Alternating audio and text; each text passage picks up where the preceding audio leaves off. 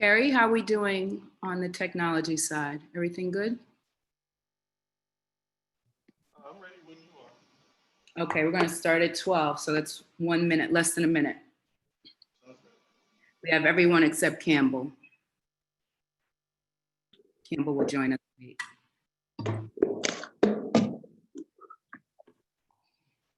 Okay. Good afternoon. Madam Clerk, could you please call the roll to ascertain the presence of a quorum? Thank you, Madam President. Councilor Arroyo, Present. Councilor Baker, Here. Councilor Bach, Present. Councilor Braden, Present. Councilor Campbell, Councilor Edwards, Present. Councilor Sabi, Present. Councilor Flaherty, Here. Councilor Flynn, Here. Councilor Janey, Present. Councilor Mejia, Here. Councilor O'Malley, Present. Councilor Wu, Present. and Councilor Campbell. She's not on yet, but we do have a quorum, Madam President. Thank you so much. I've been informed by our clerk that we have a quorum, so we will begin our meeting as we usually do with clergy. We're grateful to have a rabbi with us, and to introduce her will be Councilor Bach. Councilor Bach, you have the floor. After the invocation, we will do the Pledge of Allegiance. Councilor Bach.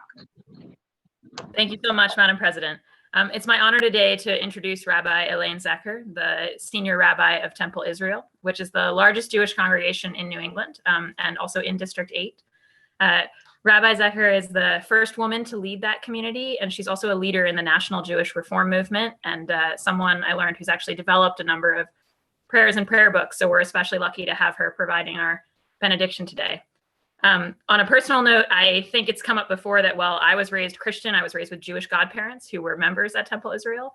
And so I do think of it as my temple. I've been there dozens of times for personal reasons, and more recently with the Greater Boston Interfaith Organization for various gatherings that have pushed for social justice. And counselors know at the last meeting, I had a priest from my church, Trinity, here. And in 2013, after the Marathon bombings, when Trinity was still inside the cordon and we couldn't celebrate on Sunday, Temple Israel actually, in an incredible act of generosity, opened their sanctuary to us to hold our Sunday service. And so I think of that institution as such a model of what it means to live an interfaith community together here in the city of Boston. So really honored to have the rabbi here with us today.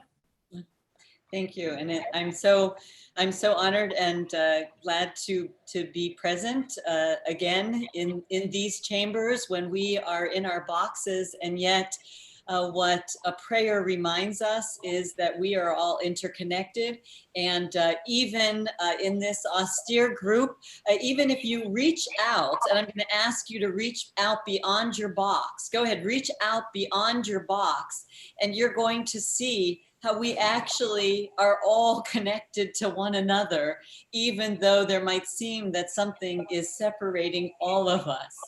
And I turned to the psalmists, and they were the ones who were really the first ones who really thought about what is prayer and how do we express prayer. And they recognize that our whole bodies, here we are, our whole bodies can express gratitude and praise God. And in the 15th Psalm asks, okay, you can put your hands down now, it's hard. Okay, but you get the idea. In the 15th Psalm, the psalmist says, who gets to be sacred? Who gets to be with the divine? And gives the qualification of 3 different characteristics.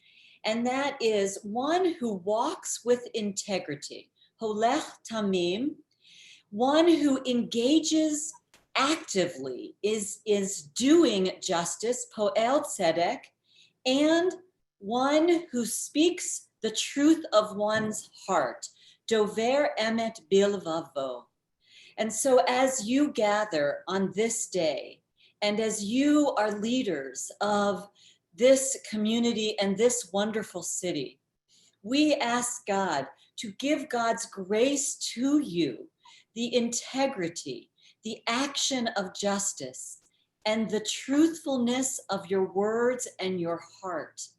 For when all of that happens, that is what connects us to the divine, and that is what is sacred, so that all of our being, in all that we do, not just in words of prayer, but through integrity, through justice, and through truth, brings the ultimate blessing, the blessing of the presence and the strength of the sacred in our souls. And so our prayer today is that the blessing of integrity, of justice, and truth moves with us and through us and brings great divinity and sacredness to our wonderful city and everything that you do. And we say, Amen.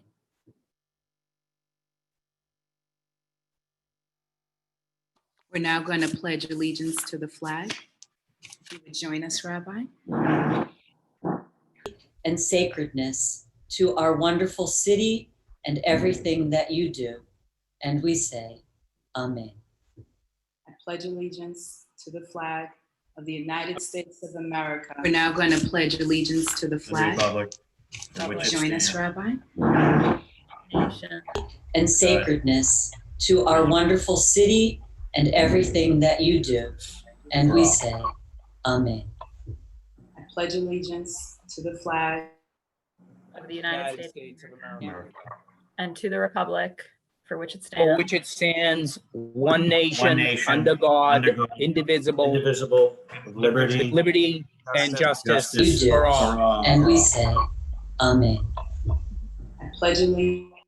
I just want to check in, Carrie. We seem to have a little echo there. Are we good? Is everything good on the sound side? Yeah, we should be all set. That might have been Okay, mine it was first. playing back on my screen. I don't know if that was the same for others. It was. It was delayed echo where while we were pledging allegiance to the flag, we were still hearing the prayer. So we're all set now? All set, sorry about that. Wonderful, wonderful. Have we been joined by Campbell? Not yet. Okay. Well, I wanted to thank you, Rabbi, and certainly you're welcome to stay if you like, but you are also free to go. We certainly appreciate those words and that exercise of how connected we all are. I know as we're coming back from the holiday weekend, hopefully some of us were able to get some rest, and certainly is a time for reflection as we celebrate the founding of our country. And this is the first council meeting since our budget vote 2 weeks ago. So I just wanted to share a few thoughts.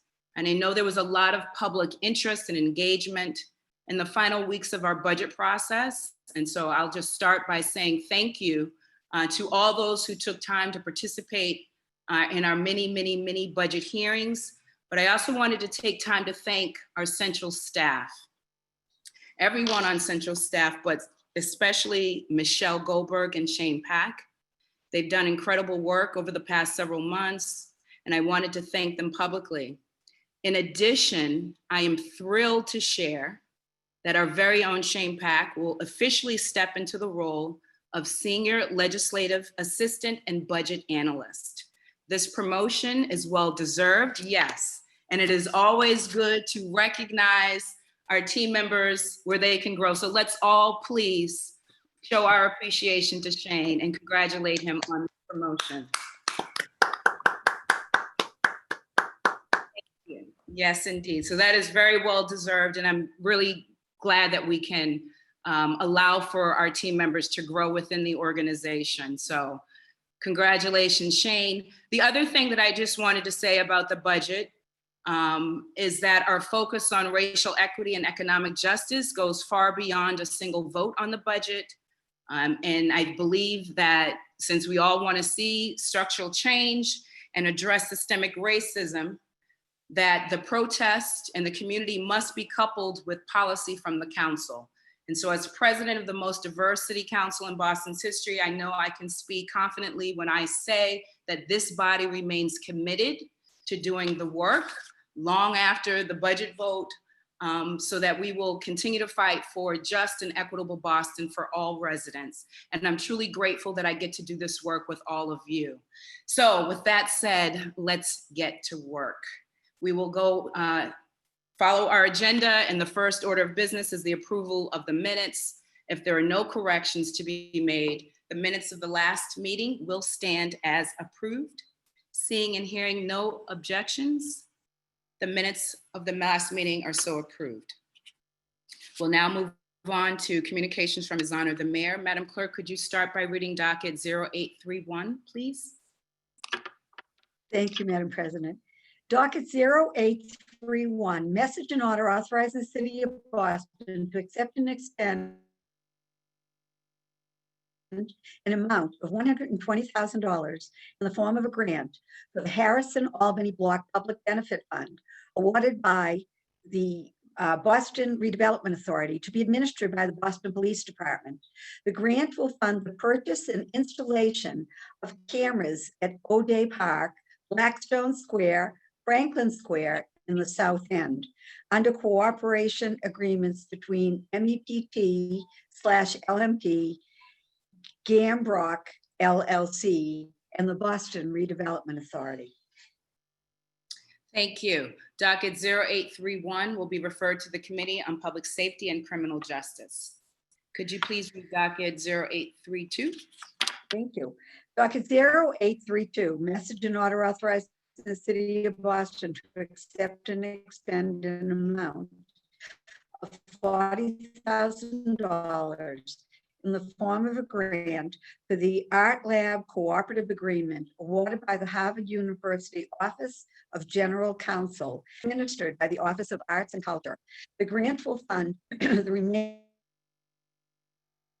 amount of $10,000 per year for 5 years to the Boston Cultural Council Opportunity Fund for the benefit of the Alston Brighton Community Art Lab grant will support career development for all.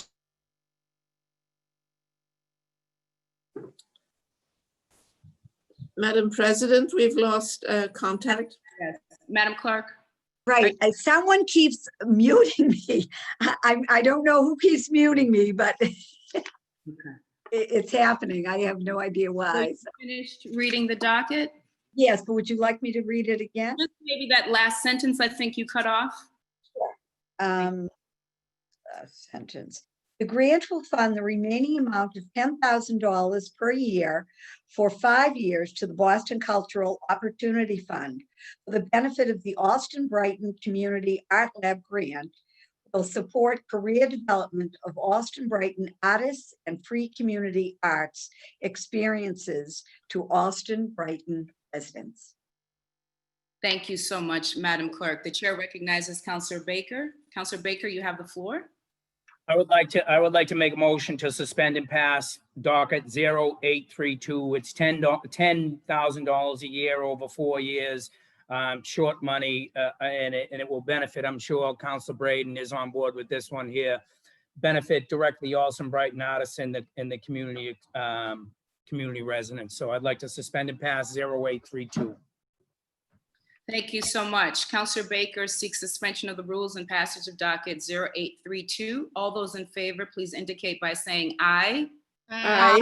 Aye. Opposed, say nay. The ayes have it, and docket 0832 has been passed. Before we move on, I think we've been joined by Councilor Campbell. Madam Clerk, could you please update the attendance to reflect that Councilor Campbell has joined us? Absolutely. Wonderful. Thank you. We will now move on to reports of public officers and others. Madam Clerk, if you could read a docket 0833 through 0835. We'll read those together. Thank you, Madam President. Docket 0833, notice is received from the mayor of the appointment of Mark McDonald as the Deputy City Auditor, effective May 30th, 2020. Docket number 0834, notice is received from the mayor of the appointment of John Dempsey as Commissioner of the Boston Fire Department, effective April 13th, 2020. And docket number 0835, communication was received from Tim Davis, Deputy Director of Policy Development and Research Division, regarding the submissions of the report on the ordinance allowing short-term residential rentals in the city of Boston. Thank you so much. Docket 0833 through 0835 will be placed on file. We'll now go on to docket 0836, Madam Clerk. Thank you. Docket 0836, the constable bonds of Ron Cobb, Helen Borgella, Mika Brown, William Joyce, Norman Lowe, Arthur Montgomery, and Anselm Nowakwo have been duly approved by the collector treasurer were received. Thank you. Docket 0836 will be referred to the Committee on Public Safety and Criminal Justice. We will now move on to motions, orders, and resolutions, and we'll start with docket 0837. Thank you. Docket 0837, Councilors Flynn and Asabi George offer the following resolution celebrating American with Disabilities Act, ADA, 30th anniversary in July. Thank you so much. The chair recognizes Councilor Flynn. Councilor Flynn, you have the floor. Thank you. Thank you, Madam President. Thank you to Councilor Asabi George for partnering with me on this as well. This year is the 30th anniversary of the Americans with Disabilities Act, signed into law in 1990. It's an important piece of federal legislation. It prohibits discrimination against persons with disabilities in areas such as jobs, schools, public spaces. It also guarantees that persons with disabilities are entitled to the same rights as those without disabilities, and provides construction standards on building accessibility. In the city, we work to support our persons with disabilities also. The Disabilities Commission works with individuals with disabilities to ensure that they have full and equal participation in all aspects of life, as well as work to address ADA compliance and accessibility improvements in City Hall. We have an exceptional mayor's office on Commission with Disabilities. They do a tremendous job in this city under the leadership of Commissioner McCosh. The Office of Language and Communication Access also works to ensure that all city departments have translation and interpretation services for non-English speaking residents and residents with disabilities as well. On the 30th anniversary of the passage of ADA, it is important that we again affirm that persons with disabilities deserve to be treated with dignity and respect. I hope that we can suspend and pass this resolution today. Thank you, Madam President. Thank you so much, Councilor Flynn. The chair recognizes Councilor Asabi George. You have the floor. Thank you, Madam President. And thank you to Councilor Flynn for including me on this resolution. Passing the ADA 30 years ago marked the beginning of our society's efforts to rethink what it means to be a person with a disability and what it means to live in a world that was not built with them in mind. I am particularly concerned with the barriers our students with disabilities have when trying to access education that supports and celebrates them. I've filed hearing orders on inclusion and dyslexia services and BPS. I'm also concerned about our autistic students as well as the quality of our special education supports across the board for our students with IEPs and 504s. This anniversary is a reminder that we still have so much more work to do to make public education in particular in our city more accessible for all, truly accessible for all. Thank you, Madam President. Thank you, Councilor Flynn. Thank you so much. The chair recognizes Councilor Flaherty. Councilor Flaherty, you have the floor. You're still on mute, Councilor Flaherty.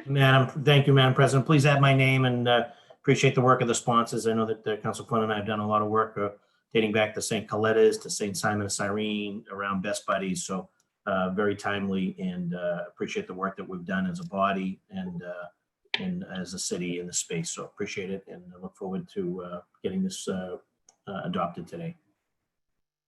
Thank you so much. Anyone else looking to add their name, show of physical hands, please. Madam Clerk, if you could please add Councilor Braden, Councilor O'Malley, Councilor Campbell, Councilor Edwards, Councilor Arroyo, Councilor Flaherty, Councilor Wu, Councilor Mejia, Councilor Baker, Councilor Bach, the chair. Did I get everyone? I think I got everyone. The boxes were moving. and the chair. Thank you so much. Councilors Flynn and Councilor Asabi George seek suspension of the rules and adoption of docket 0837. All those in favor, please say aye. Aye. Aye. The ayes have it. Docket 0837 has been adopted. Madam Clerk, could you read docket 0838?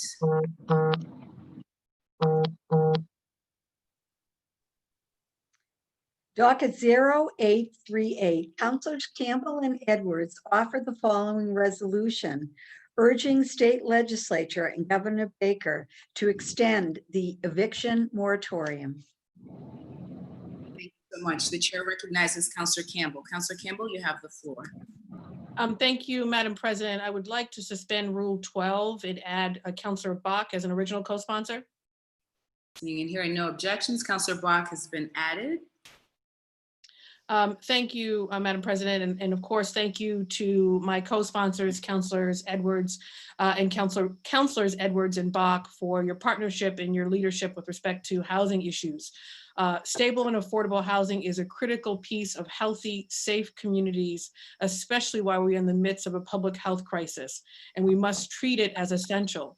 The statewide eviction moratorium, which was passed on April 20th, has helped thousands of people stay in their homes while facing serious economic hardship due to job loss, health issues, and hospital bills, and so much more.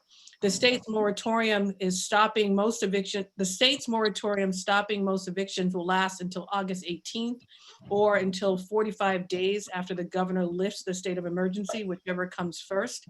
A study from MAPC projects that at this time, roughly 120,000 households are at risk of being unable to make their housing payments. Furthermore, a report just recently from City Life Vida Urbana and researchers at the at Massachusetts Institute of Technology, MIT, suggest that these evictions are likely to disproportionately affect, of course, communities of color, and particularly Black communities. Between March 1st and April 20th, the weeks in which the COVID-19 virus was spreading in Massachusetts and before the eviction moratorium was signed, 78% of all evictions filed in Boston were in census tracts where the majority of residents are people of color. Many of those residents of Mattapan, Dorchester, Roxbury, and Hyde Park, where eviction filing rates are the highest, are already living closer to poverty with lower median incomes than the city as a whole and less accumulated wealth. As a city, at the city level, we have a rental relief program that works, of course, with tenants and landlords to make up the rents tenants can't pay, but that works on a case-by-case basis. So I'm hoping all of my colleagues will sign on to this resolution. I also want to thank Representatives Mike Connolly and Kevin Honan for Bill H4624, which also extends the moratorium. And I hope all my colleagues will support this. It's extremely pressing. I think you all understand the magnitude of this issue and how communities of color, particularly residents and low-income workers, are suffering right now. So this is something quite simple that we can do to support them. Thank you again to Councilors Edwards and Bach for your partnership. Thank you, Madam President. Oh, ask for suspension of the rules and passage. Thank you so much, Councilor Campbell. The chair recognizes Councilor Edwards. Thank you very much. I want to first thank the maker, the originator, Councilor Campbell, for her vision and also inviting me to be one of the co-sponsors. I appreciate that, and also wanted to just add a couple things to this request of Councilor Campbell. The fact is, we are going to face an eviction tsunami, is the word that people are using, when this current eviction moratorium is up. We cannot, as legislators, as policymakers, sit back and do nothing. We have to do something. This is all on us at this moment. We did not control, nor did we create COVID, but how we respond to this particular crisis should speak to our hearts, our political will, and our moral compass.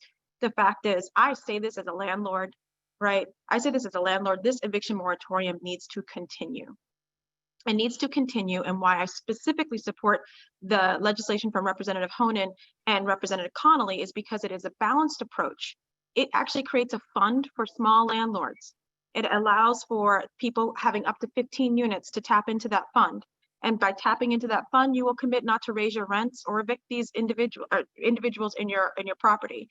It is balanced. It looks at long-term impacts financially on landlords as well as tenants. The fact is, We are in this together. All of us in some way, shape, or form owe more money. As landlords, property owners to the banks, as tenants to the landlords, we should be seeing this as a moment for us to come together to hold institutions that hold all of our debts more accountable instead of as a moment to fight against each other.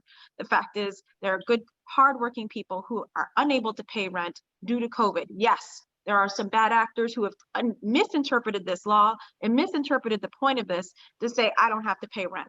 No one has said you do not have to pay rent if you can pay it.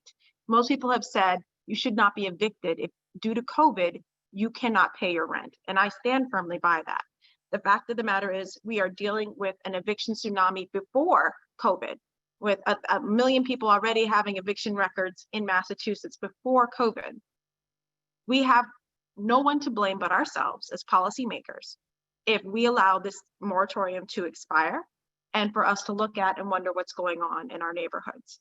I personally think that we should be doing everything we can to extend it, and also provide the financial relief to landlords, small landlords especially, to make sure that they can also continue to be homeowners. So I stand firmly and I'm excited. I hope that we can get this done at the State House. And I, again, just want to thank Councilor Campbell for her leadership. Thank you so much, Councilor Edwards. The chair recognizes Councilor Bach. Councilor Bach, you have the floor. Thank you, Madam President. And I also want to add my thanks to Councilor Campbell for originating this and Councilor Edwards for her leadership on this issue. Both my colleagues have said so much already. I want to underline, picking up on the tsunami point that Councilor Edwards was making, that we're worrying right now about a second wave of COVID. And there is there's a fundamental sort of natural component of that, right? There are things about disease that we cannot control, although we are trying to mitigate them as best as possible. But when we talk about an eviction wave, I just think we have to recognize that that's within a system that we have built. Like it's within our structure. The state, the government is involved in every stage of eviction, from housing court where people still don't have representation, to the sheriffs who show up to get people out on the street. And I just think we really have to recognize that evictions aren't a thing that happens like disease transmission. They're a thing that like we, our society, do. And it's not something that it's frankly not something that we should be doing in all but the most rare and well-justified cases in normal times. But in a public health crisis, it's unconscionable. And it's the opposite of how we need to use our resources. I mean, we have spent the last months trying to figure out how you marshal public resources to get people into housing. We can't begin to contemplate using public resources to kick people out of housing. And I also think it's just really important to underscore that we talk a lot about the racial wealth gap and the sort of historical sources of that around redlining. But one of the biggest ways to deepen and continue the racial wealth gap in this time is through evictions and foreclosures in a situation like this. Foreclosures because people lose ownership wealth, but evictions tend to lead to loss of people's personal property, loss of jobs, just a long, long road back, and a real setting back of anybody who is building up some modest holdings. And so I just think that it's incumbent upon us. It's incumbent upon us to pass this today. It's incumbent upon us to pass, Representative Connolly and Honen's bill. But their bill structurally, I think, does a lot of important things that go beyond a mere moratorium. But the reason I'm so glad to be co-sponsoring this with Councilor Campbell, calling for an extension to the moratorium now, is that we've got people who are sitting in fear and worry right now with that August 18th deadline. And frankly, I expect the wrangling up at the State House about the larger bill and the sort of bigger structural fix to this to be something that happens now over a series of weeks. We should at least give those people the assurance of an extended moratorium as we continue to have that conversation about how we lay deeper protections permanently. So I think that's an action, and it's an action that the governor could take today. And that's why it's important for us as a body to use our voice to say, extend the moratorium, and then also let's pass this bill. So thank you so much, Madam President. Thank you so much. Show of hands for anyone who wants to add their name.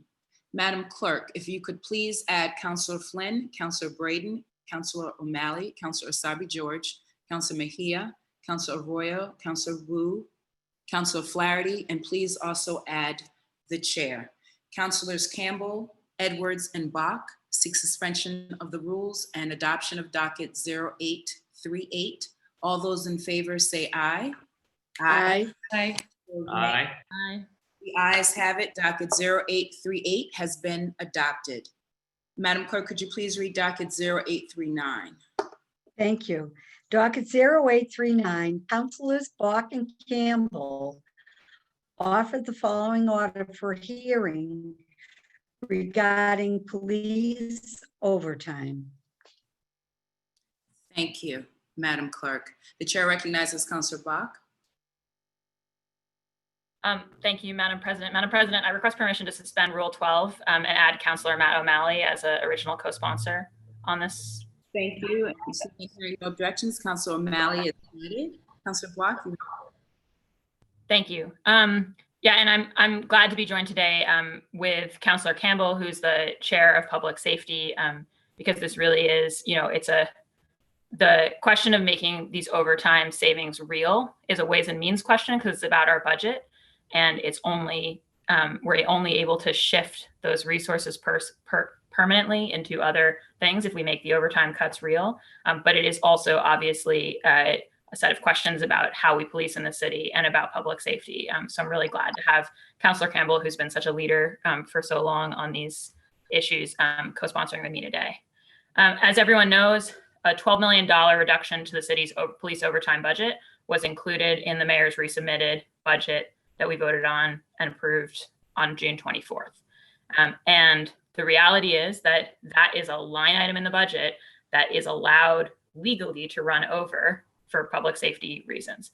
And we're looking at several years of history in which our overtime budgets have run over. And as I've said previously, I expect that we will find out soon officially that we had a significant overrun in last year's overtime budget, perhaps to the tune of about $8 million or so. So for us, so that's a challenge, but it also presents an opportunity because it means that if we could actually hold the line on this year's police overtime budget to the amount that the administration has budgeted, we could potentially save as much as $20 million, right, instead of just the 12.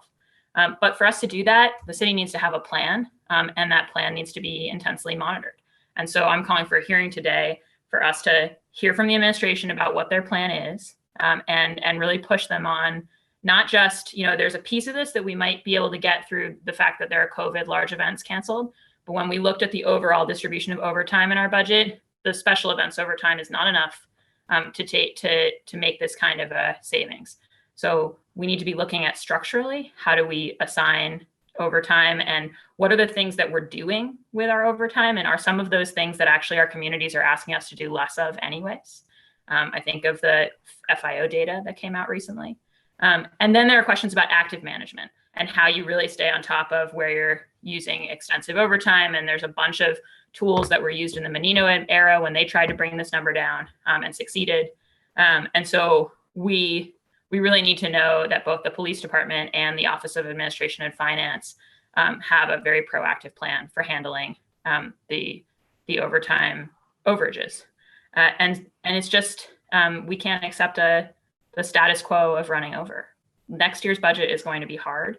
We are going to be looking at declining revenues, and every dollar that we run over for this overtime is dollars that we can't move into the other critical priorities of the city, and specifically the kind of investments in community care and community solutions to public safety that we've all been talking about and so many advocates have been talking about. So I see this as the continuing work of the budget. Our president talked about the fact that nothing's over after a vote, and it's definitely continuing today. And our plan will be to hold this hearing, to solicit a plan, and then to hold quarterly hearings all year to track where we are on the overtime budget so that we are not surprised next spring or summer by where we've ended up.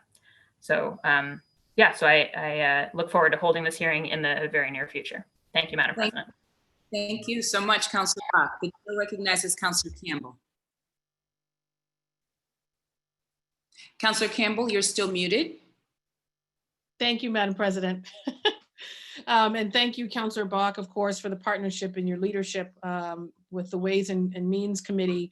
I look forward to not only this hearing, but also the quarterly hearings and updates, consistent updates that we can provide to the public on this critical issue.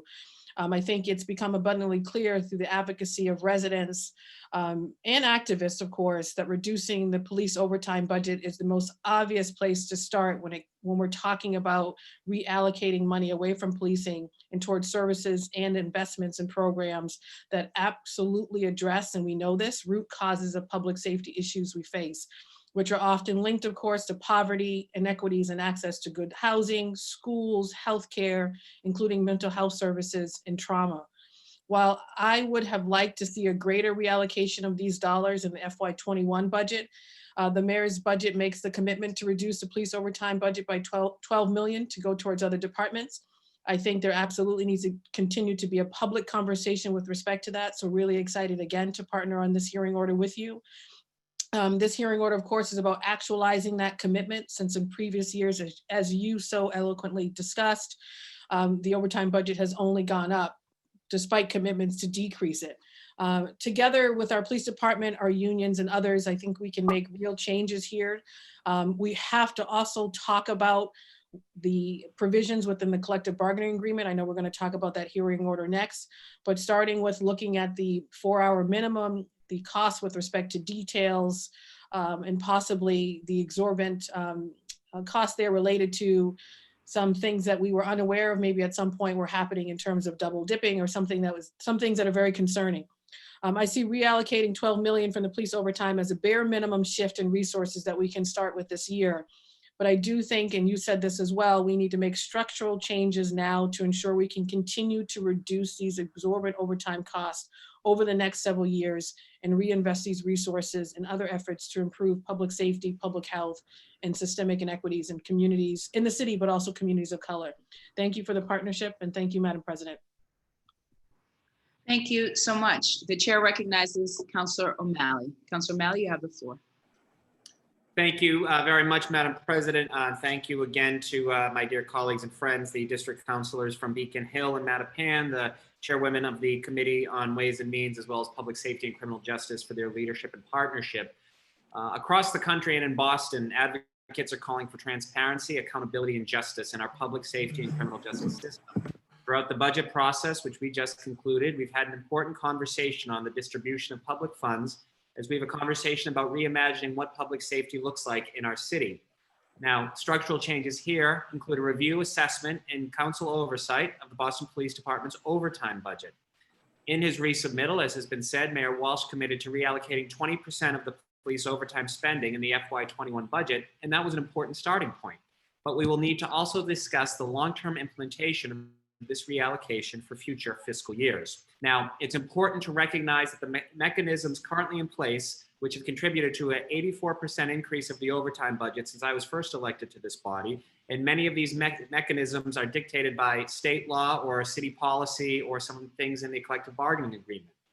But as we talk about strategies for reform, it's important to have these conversations and, more importantly, to have these opportunities for check-ins throughout the course of the year, as the chair is suggesting today.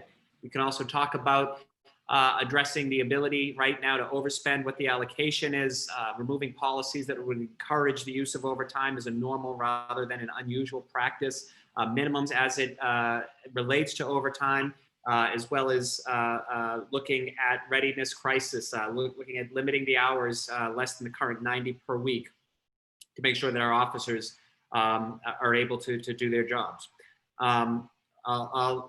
While this council does not have a literal seat at this table, we're able to push for better and much needed structural reforms through these discussions and ultimately our work in the weeks, months ahead. Thank you very much, Madam President. Thank you to the two co-sponsors for their leadership and looking forward to getting to work. Thank you, Councillor O'Malley. The chair recognizes Councillor Flaherty. Councillor Flaherty, you have the floor. Thank you, Madam President. Please add my name. These hearings are opportunities for us to learn about the strategic plans to reduce overtime costs, as well as opportunities to collaborate with a variety of stakeholders, including the police, the administration, members of the public, and subject matter experts I would also suggest to all of my colleagues, particularly our newest members, to take advantage of the opportunity to do a ride along with our police officers, just to get a real sense as to sort of what their day and what their shift is like. And also particularly for district councilors to get the trip sheets, get those 911 calls that come in and and compile them month to month to get a real sense as to what type, if at all, we could redirect funding, whether it's on the substance abuse side of the house, whether it's on the mental health side of the house. But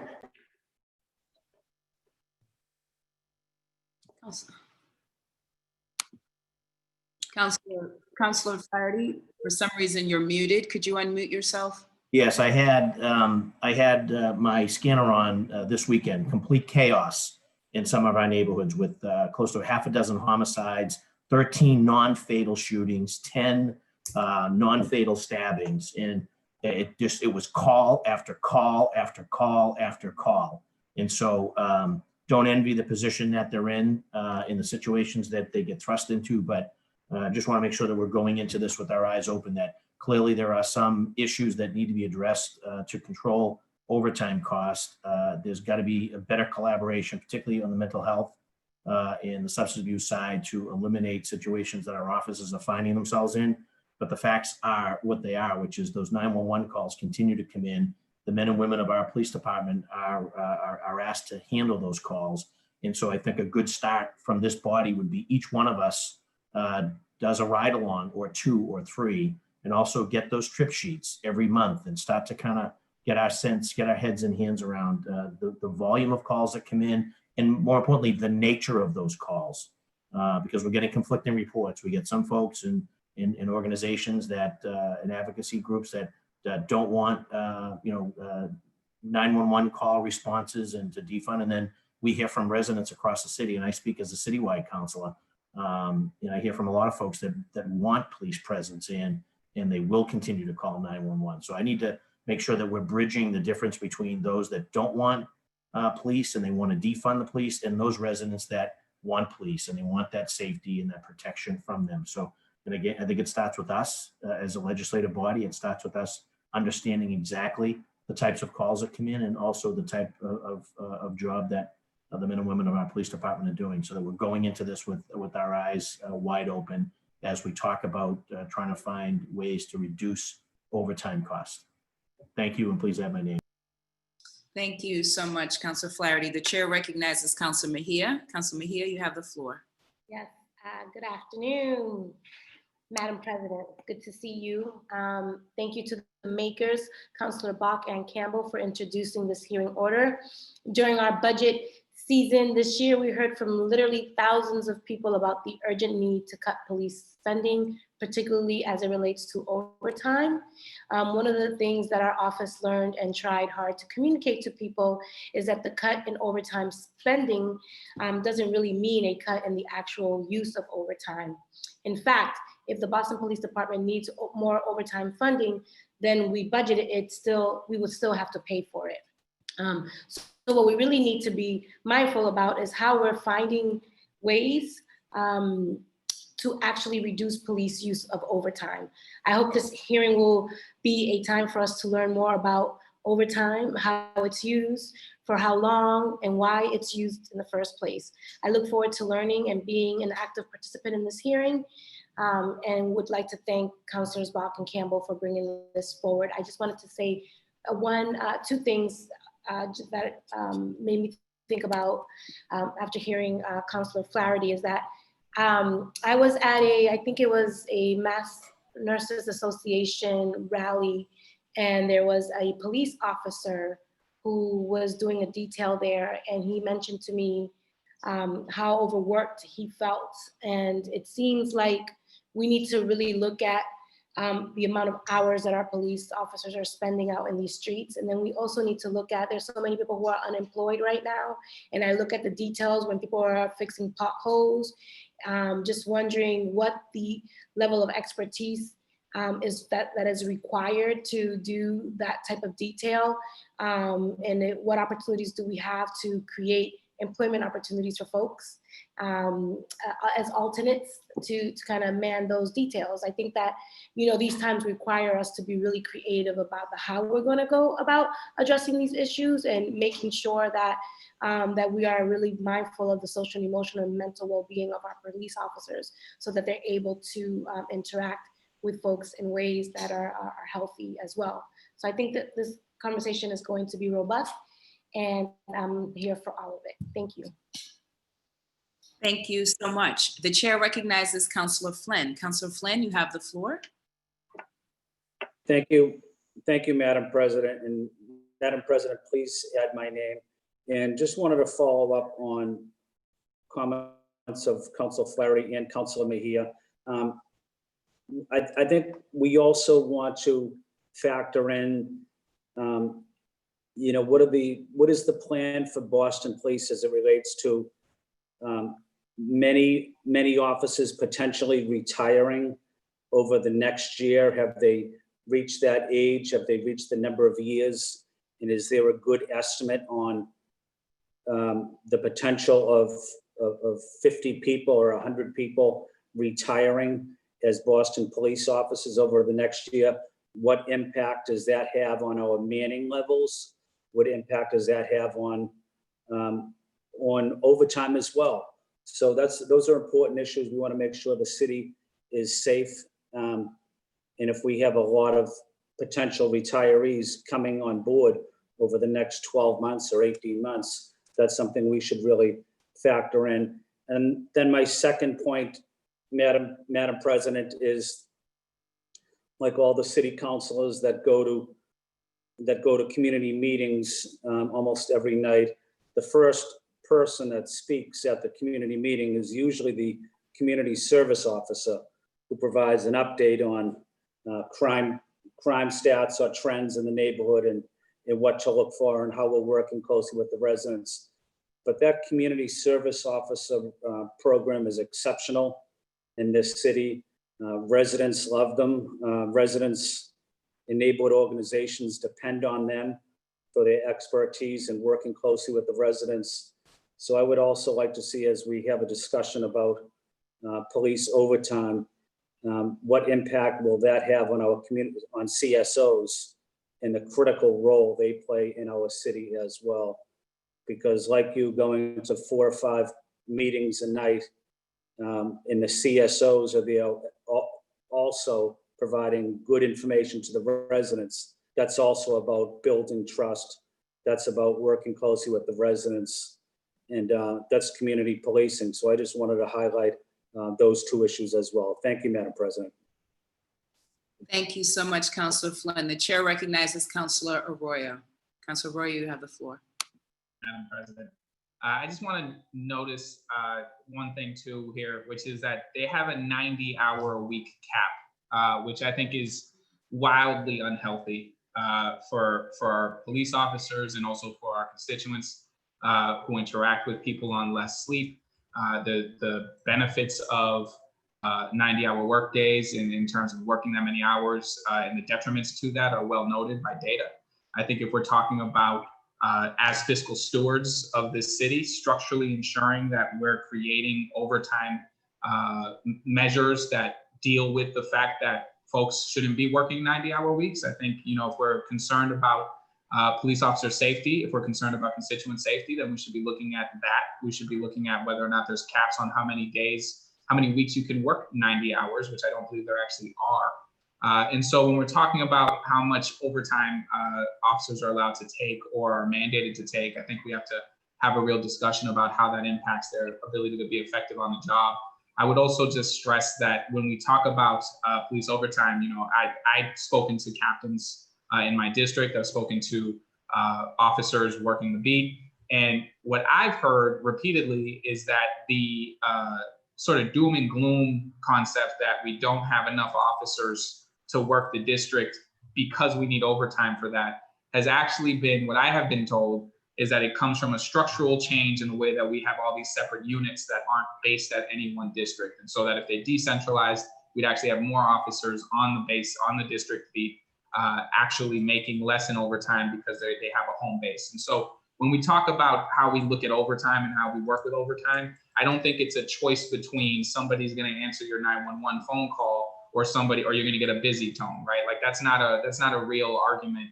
And I think we really have to discuss how we look at structurally taking care of both our officers' health when it comes to 90-hour work weeks and where we step in on that, and how we actually fiscally steward the city, where we have a department that routinely runs over its overtime costs. And I think we have to really bear in and dig in on that in a real responsible way to our constituents and also for the health of those officers. And so, I just want to thank the makers for doing this and for making sure that we look at this policy and we hold them to the overtime that we've budgeted, and we create better structures to do that. If this was a private sector job and we had folks who were putting up that much money in overtime, we would question our business model. And so I think we have to really look at how this works and how this impacts our constituents and how it impacts our working police officers.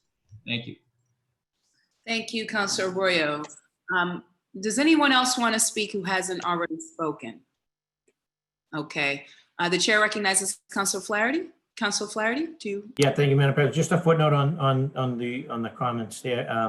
A lot of the offices in B2, B3, and C11, they're ordered in just for minimum staffing levels as well as to handle the volume of calls. So a lot of them don't want to be working 90 hours. In fact, many of them, it's time away from their own children and or the ability to have some of their own downtime. So, and to Councilor Flynn's point earlier, the attrition rate, we're in the middle of, back in the day when they put classes on, most of the classes were over 100 recruits.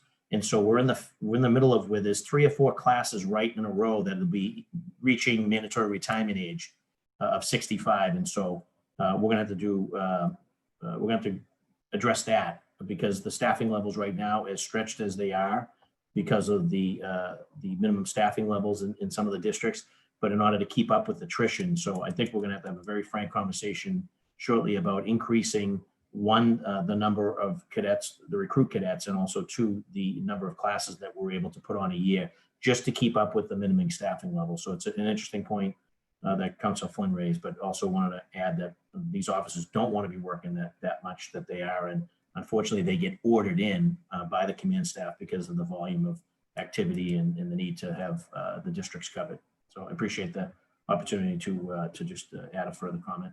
Thank you. Thank you, Councilor Flaherty. Anyone else looking to add their name? Show of physical hands, please. Madam Clerk, if you could please add Councilor Flynn, Councilor Braden, Councilor Sabi George, Councilor Mejia, Councilor Flaherty, Councilor Arroyo, Councilor Edwards, Councilor Wu. Please also add the chair. Docket 0839 will be referred to the Committee of Ways and Means. We'll move on to docket 0840. Madam Clerk. Thank you. Docket 0840, Councilors Bach and Campbell offer the following order for a hearing regarding police contracts as policy documents. Thank you so much. The chair recognizes Councilor Bach. Councilor Bach? Thank you, Madam President. I'd request permission to suspend Rule 12 and add Councilor Lydia Edwards as an original co-sponsor. Hearing no objections, Councilor Edwards is added. Great, thank you. Almost every issue that we've discussed in terms of accountability and policing, both fiscal accountability and accountability around how force is used in our city and on our behalf, that has come up over the last 6 weeks, ties back in some way or other to the police contract. And I count us as in a fortunate moment in the city, in the sense that as we're having those conversations, our police contracts have come up for renegotiation. And so we're in a moment, our president talked about structural change. We're in a moment to really look at the structural documents that help structure those interactions in our streets every day. And that is a good fortune of timing. I think that while the council cannot be at the table in the negotiation of these agreements, but the whole reason why these agreements eventually come before the council for funding is because the council represents the public interest, right? There's a duly like well-represented employee and employer interest that sits at the table and negotiates. But our role is about recognizing the public interest in these documents on really two fronts. So one is about relative proportionality, and this council actually sent a letter in 2016. A number of my colleagues who were on the body then, actually all of them who were on the body then, were signatories because it was a 13-6 all council letter, expressing the fact that the compensation of our public safety departments has increased at a level that has far outstripped our civilian departments, has created a skew in the city budget that really isn't sustainable to continue as a trajectory. And there are particular mechanisms in place in terms of how public safety contracts specifically are negotiated that has furthered that. And the council expressed back in 2016 that really was a trend that the council needed to be critical of and scrutinize because it affects the money that we have for everything else. And I think that point has really been driven home in the last couple of months, and us sort of raising that issue again and heightening our scrutiny on these documents for that public policy reason is really a fulfillment of that commitment going back several years. And so that's one important piece where the public interest comes into play. But the other important piece is that these contracts shape the conditions for the use of deadly force, which makes them public policy issues of the highest order. It's a life and death thing. And when the conditions of someone else's employment affect, the possibility that you might be in an interaction that could lead even to death, it's something that we have to take really seriously as public officials. And I think every one of the reforms that has been discussed by this body, that has been called for by advocates, that the mayor has mentioned in his charge to the task force, almost all of those reforms to be effective need to be acknowledged in and have provisions in the police contract. So I think about, for instance, the discussion about a civilian review board and the reality that for decades under multiple police commissioners, we've had real trouble making terminations stick. And if you're going to have a civilian review board or any board that has that has some say over discipline and termination, it doesn't mean anything if there isn't a hook for that in the contract. And so when I think about that charge from President Janey to have structural change, I think that this is really a document where we need to see the parties step up in that vein to meet the moment. And while we, the council, are not at the table, we and the public can together talk about these implications of the contract in a way that creates and acknowledges the accountability climate that we're in for policing. And so in the same way that these negotiations have to happen in the context of, unfortunately, a very challenging economic climate, they also need to happen consciously and very awarely in the context of this accountability climate. So we're gonna have this hearing to really look at the contract piece by piece, to think about what are the public policy implications of this document.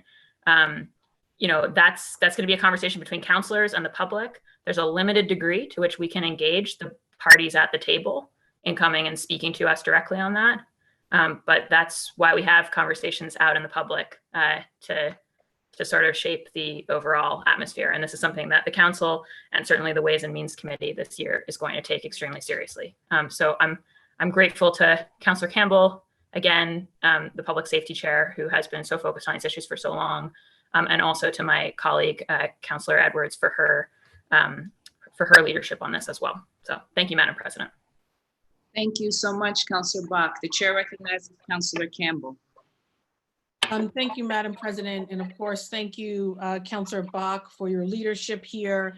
And thank you, Councillor Edwards, for the partnership. Many of the reforms residents, activists, and I have been pushing for absolutely must be initiated in the collective bargaining discussions. These include disciplinary practices for officers, overtime minimums and regulations, and training requirements for officers within the police department. With thousands of Bostonians calling for change and accountability in policing, we have to be absolutely more transparent about our police union contracts and discussions. And this cannot be done completely in private and with no sense of the administration's positions at the bargaining table. I want to know, for example, if the mayor is committed to eliminating the 4-hour minimum for overtime shifts or doing something with respect to that as a step towards reducing overtime cost. I want to know if our officers will be required to undergo more than rudimentary implicit bias training and instead a more robust and in-depth anti-racist training. I want to know, will we require updated use of force and de-escalation trainings and what that will look like? And not just for new folks going through the training academy, but for the officers who are already on the streets. I want to know that there will be enforceable accountability measures for officers accused of wrongdoing, and that the mayor is actually pushing for these changes in the contracts, which of course, as you said, Councilor Bach, connect to the Civilian Review Board. As I work with lawyers now to finalize legislation with respect to a Civilian Review Board, it is extremely difficult when you look around all of the apparatuses that exist in other municipalities across the country to create something as powerful and effective and substantive as what we see across the country without discussions, or without knowing what the discussions are at the collective bargaining table. And so while I am sort of putting final touches on that, and when we'll introduce it with other council colleagues, it's really challenging to push the envelope with respect to this accountability apparatus, the Civilian Review Board, without having a clear sense from the administration what their positions are here with respect to the limitations that the collective bargaining agreement puts in the way of creating a really effective Civilian Review Board. I want to be crystal clear too. I absolutely respect the privacy of the negotiating process, understand fundamentally the reasons why we have unions, the powerful history there and how important it is to have unions, and that employees feel protected in their rights and their legal rights, and administrators and employers as well. That is a very critical legal relationship, and I'm putting my legal cap on here. But it's critical too that the council, of course, continue to take bolder steps with respect to the contracts. And I think this is a unique time that we're in, where residents are standing with us and demanding that we be more transparent with respect to what's happening at the bargaining table. And I think there's a way to do that where the administration and the mayor can, in very big picture, high level terms, say specifically what they're pushing for. But to remain silent is totally unacceptable when we have no idea what the discussion is related to other reforms that we as a legislative body are trying to push. So I'm absolutely looking forward to this hearing. I will tell you that, you know, we obviously have a vote that will come up and be asked to vote in favor of these police union contracts. And based on some of the things I just mentioned and many others, I don't see myself supporting contracts where some of these changes are not made, especially with respect to the Civilian Review Board. So I'm looking forward to this conversation. I absolutely think every reform that we push for, every stakeholder, including our officers, including our union leadership, should be at the table working in partnership. It's really hard to do this work where you pass an ordinance and you don't have the folks who are called to implement it at the table at the beginning. So I've been very intentional in making sure that that's the case. So looking forward to this hearing and having a robust conversation with every stakeholder we can imagine. So thank you, Councilor Bach, for the partnership. Thank you, Councilor Edwards as well. And thank you, Madam President. Thank you so much, Councilor Campbell. The chair recognizes Councilor Edwards. Councilor Edwards, you have the floor. Thank you very much, Madam President. Again, I would also echo the thanks to Councilor Bach and her leadership and really taking this conversation to, I think, a new level for the City Council. I also want to thank Councilor Campbell, not only for her steadfast leadership, but for, as she mentioned, the table setting she's already done and has been doing for years with law enforcement officers, and it has invited several folks, including me, to be able to be there. She has actually formed bridges for me personally with officers to make sure I knew who to contact, who to learn from. So I want to thank Councilor Campbell for her leadership. I'm excited to be one of the co-sponsors of this because I believe I bring not only a legal perspective like Councilor Campbell, but also a labor perspective as well. As you know, I've been fighting for, as an attorney, for legal services, workers' rights, and union rights and unemployment. So I bring that perspective. And I as Councilor Campbell noted, I firmly respect and believe in unions and the ability for workers to organize for the best contract that they can have. But this union is different. This union, as Councilor Bach noted, can use deadly force. This union is armed. This union also, unfortunately, has been used to counter and also suppress other workers organizing. This union is different. Now, that doesn't make them bad, but it does mean that when we go to approach how we're going to contract with this union, we need to come with the perspective of not only the now and the current movement about reform and culture shifts, but also with the understanding that this union is not only different, but it's extremely powerful. And so we are bringing that public perspective. And there are certain parts of this contract that need a new understanding and also need a new perspective. We cannot continue as we were before. So adding to the list of things that we need to look at in this contract and this back and forth, and also calling on the administration who is going to engage in this administration, that ultimately we need to make sure that we, one, are looking at how we discipline our officers. What's the process currently?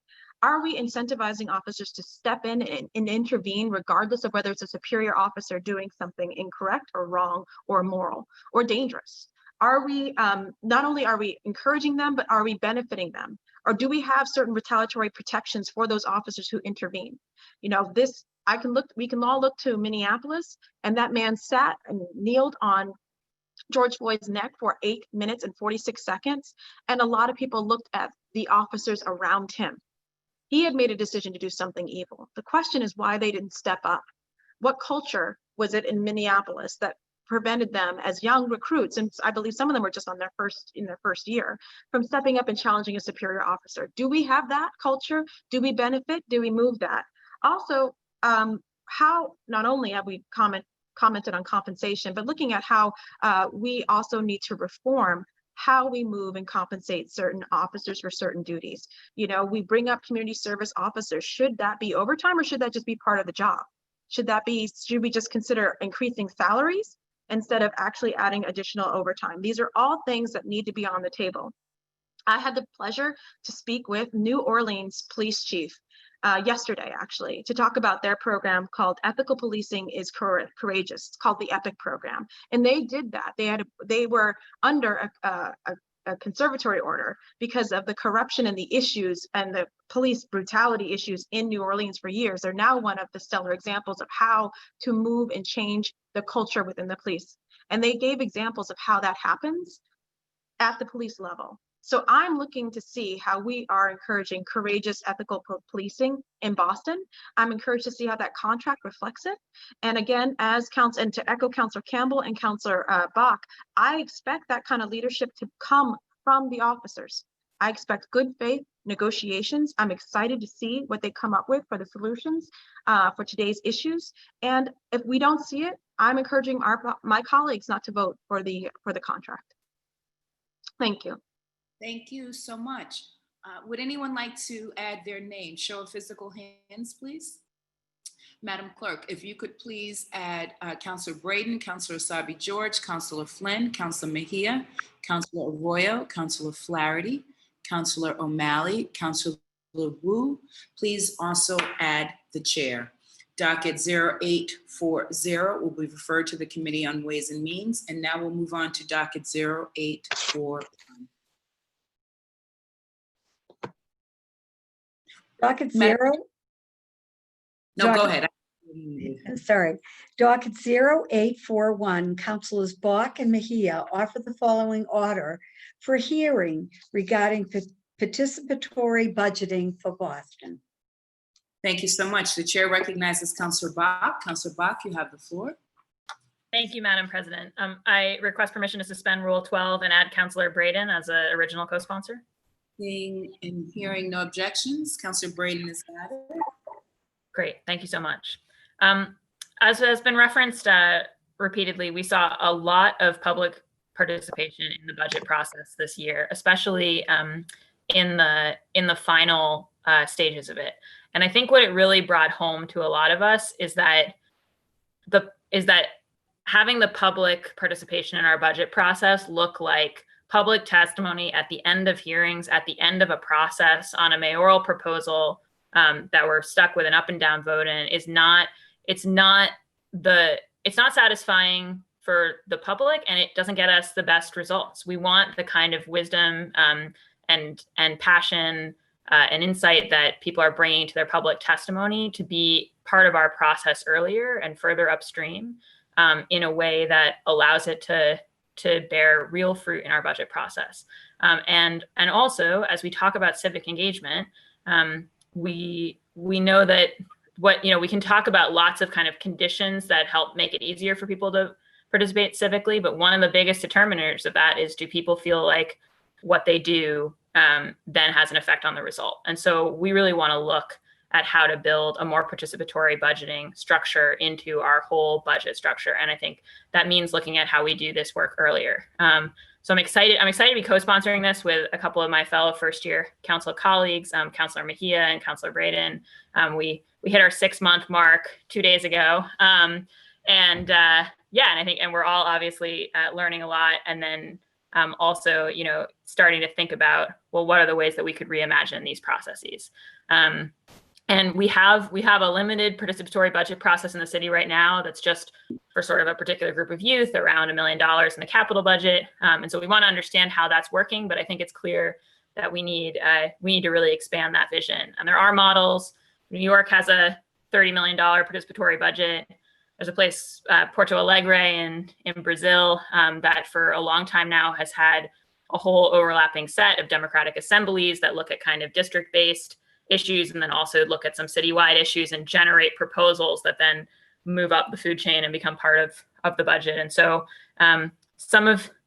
while there is some degree of incorporating participatory budgeting into our process that would require charter change, and I will leave that to other colleagues to speak on a little later, I think that even within our existing charter, the council has the power in our consultative process about the budget to look for creative ways to make it more participatory. And that's what we're going to do. So we're going to have this hearing and sort of use it as a way to think about how we set that runway in the fall so that we're not getting just to a fully baked budget that we're asking the public to testify on in the spring. So I'm excited about this. And again, I'm grateful to the co-sponsors, Councilors Mejia and Braden. Thank you, Madam President. Thank you so much, Councilor Bach. The chair recognizes Councilor Mejia. Councilor Mejia, you have the floor. Yes, thank you, Madam President. When we first started out on our first budget season back in March, nobody in our office, I'm hearing an echo. I don't know if you guys, am I doing something wrong on my phone or my computer? Sorry. Redo. Councilor Mejia, you're the only one logged in your office. No other computer should be logged in to the meeting from your office. That might cause feedback. Shut it down, y'all. Okay, I'll start over. Go over. Thank you, Madam President. When we started out on our first budget season back in March, nobody in our office was fully prepared for what was to come. We were all budget newbies, and so we had a lot of surface level questions. But as we progressed through the budget process, we found that a lot of our constituents had the same surface questions that we had, like what is an operating budget? What is an external fund? What is a capital fund? And why are we moving from here to there? Just a lot of questions. And in full transparency, it was an amazing journey for us, and we brought our constituents along because we felt it was really important for people to go on this journey with us. Our office tried really hard to inform the public about what was going on. We made flyers, we made videos, and we asked the public to even submit questions on social media so we can bring the voices from the streets into our public hearings. So we were really intentional about that level of engagement. But as a city council, we need to do so much more than to bring people to the table. It was truly inspiring to see the level of advocacy and scrutiny that people brought to the police budget. But we need to see that same level of civic engagement in all departments, from the Office of Economic Development to the BBDA. Because this isn't the mayor's budget, as you all know, this is the people's budget. The budget is the council's most important responsibility, and it is our job to bring the people to the table, because if we're not at the table, we're always on the menu, and every single day we're being eaten up alive. So let's do what is right and make the budget process as transparent and as accessible as possible. I want to thank Councilor Bach for working on this issue and for her relentless scheduling of all the public hearings and working sessions that we participated in so that we walked in well prepared. But I will have to say that at the end of the day, I say that nothing about us without us is for us. And if we don't reimagine how we engage the public in this process, then we'll continue to be an afterthought. So really looking forward to having this hearing and getting down to business. Thank you. Thank you, Councilor Mejia. The chair recognizes Councilor Braden. Thank you, Madam President, and thank you, Councillors Bach and Councillor Mejia, for your allowing me to join you in co-sponsoring this important issue. I'm really pleased to co-sponsor with you on this important hearing on modernizing and democratizing our annual budgeting process. In my first budget season as a new councillor, I had so much to learn, and I heard from thousands of constituents and members of the public who expressed their wishes directly, wishes to directly have more impact on how taxpayer dollars are allocated in the city's budgeting process. While it is true that our budget is a reflection of our values, the process of how that budget is decided is just as important.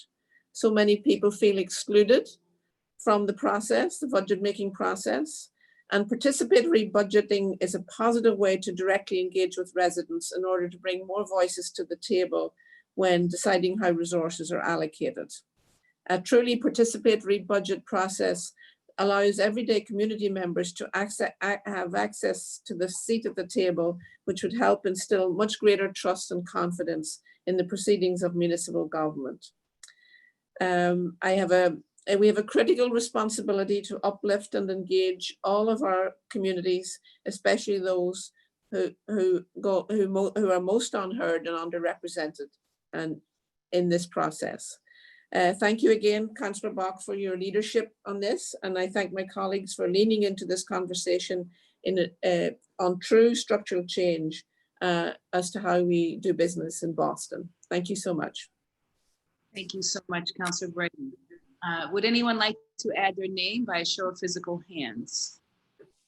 Madam Clerk, if you could please add Councilor Flynn, Councilor O'Malley, Councilor Edwards, Councilor Wu, Councilor Sabi George, Councilor Arroyo, Councilor Campbell, Councilor Flaherty, and please also add the chair. Docket 0841 will be referred to the Committee on Ways and Means. And now we'll move on to docket 0842. Docket 0842, Councilors Mejia and Arroyo offer the following order for a hearing to discuss the accessibility of small business outreach during ongoing COVID-19 pandemic. Thank you so much. The chair recognizes. Sorry. Councilor Mejia, you have the floor. Thank you, Madam President. I also wanted to suspend the rules 12, and add Councilor Wu. Thank you. Councilor Wu is added. Go ahead, you have the floor. Thank you. So thank you, Madam President. This is the third hearing order that we filed alongside with Councilor Arroyo and Wu. And every time we have one of these hearings about how we're managing COVID-19 recovery, we learn more and more about the work that we need to do in order to better hold ourselves accountable to the people we represent. Our office is the chair of the Committee of Small Businesses, and throughout COVID-19's pandemic, we have heard doom and gloom when it comes to our small businesses community and how they're going to recover. We knew back in March that the number of small businesses, particularly in Black and Brown owned businesses, might not be able to make it 3 months with the current cash flow. Well, it's been 3 months and time is running, it's been 3 months and time is running out.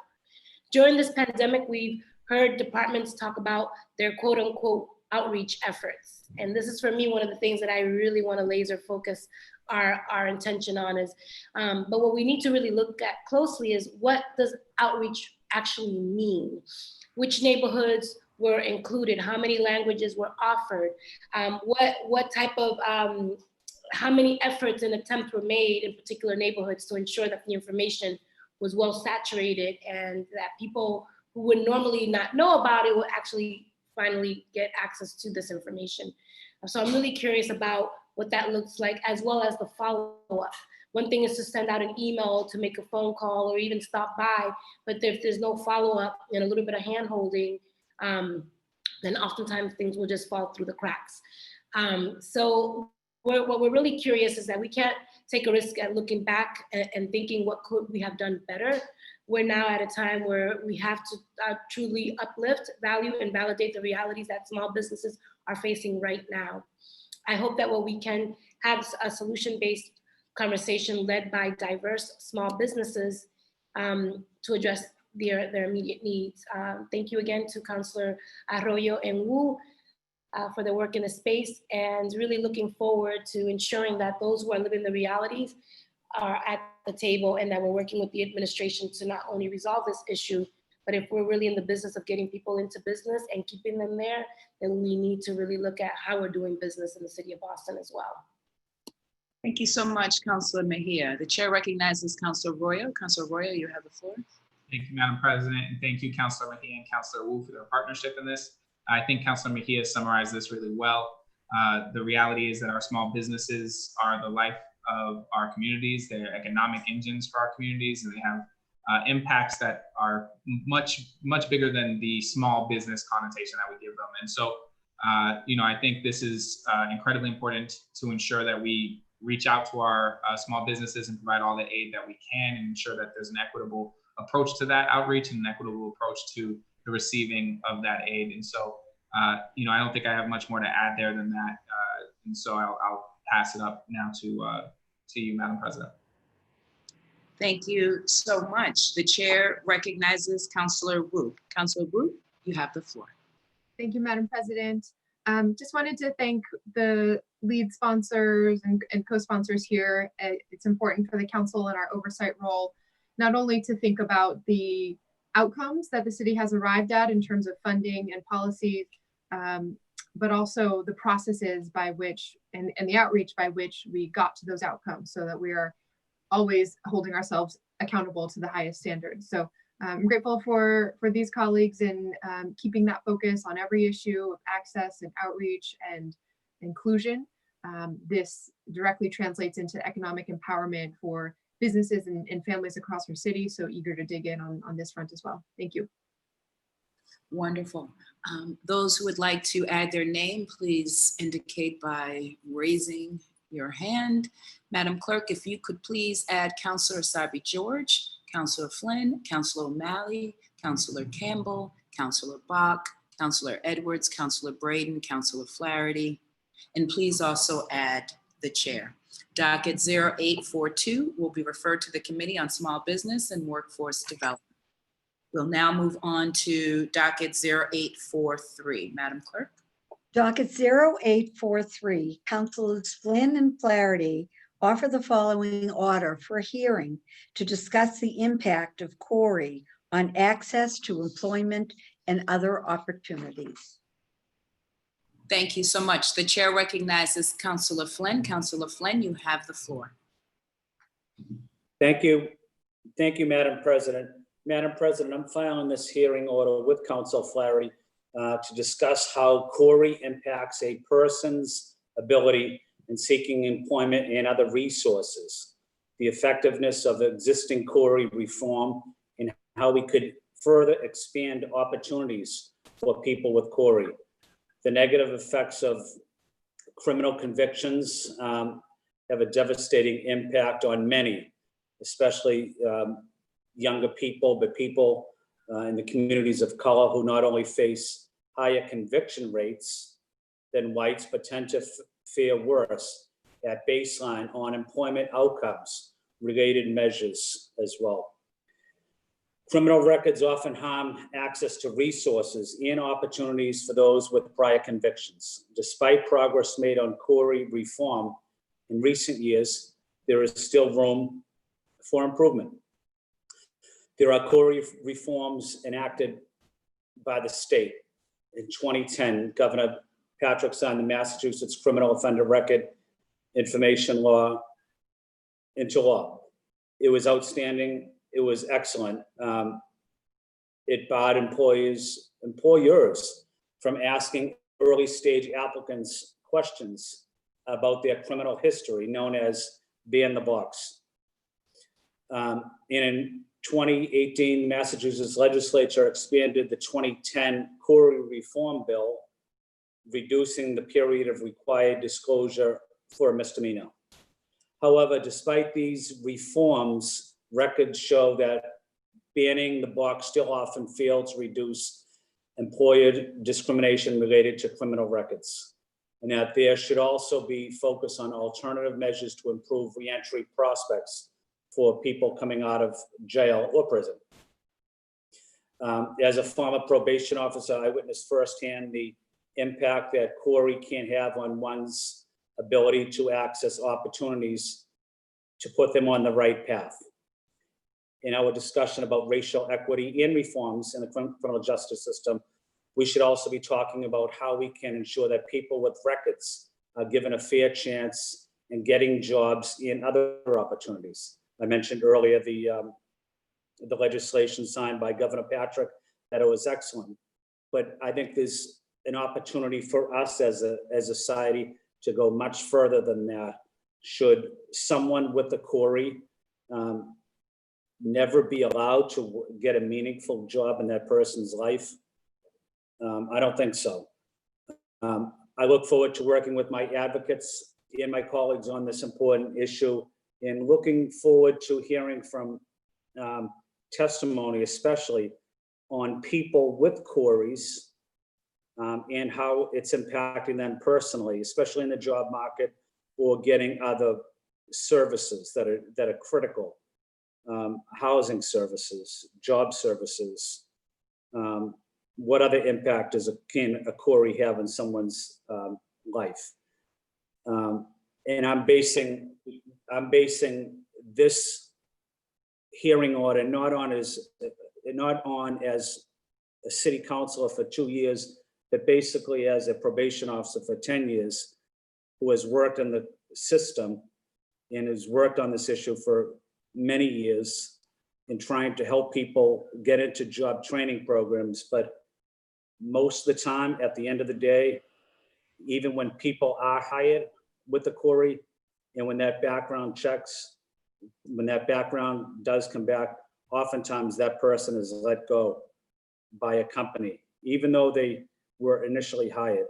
So I think there's some room to improve this system, to give people an opportunity for a second chance, for a third chance, or a fourth chance, because everyone makes mistakes in life, and everybody deserves an opportunity to get a job and raise their family. Thank you, Madam President, and thank you to Councilor Flaherty for joining me.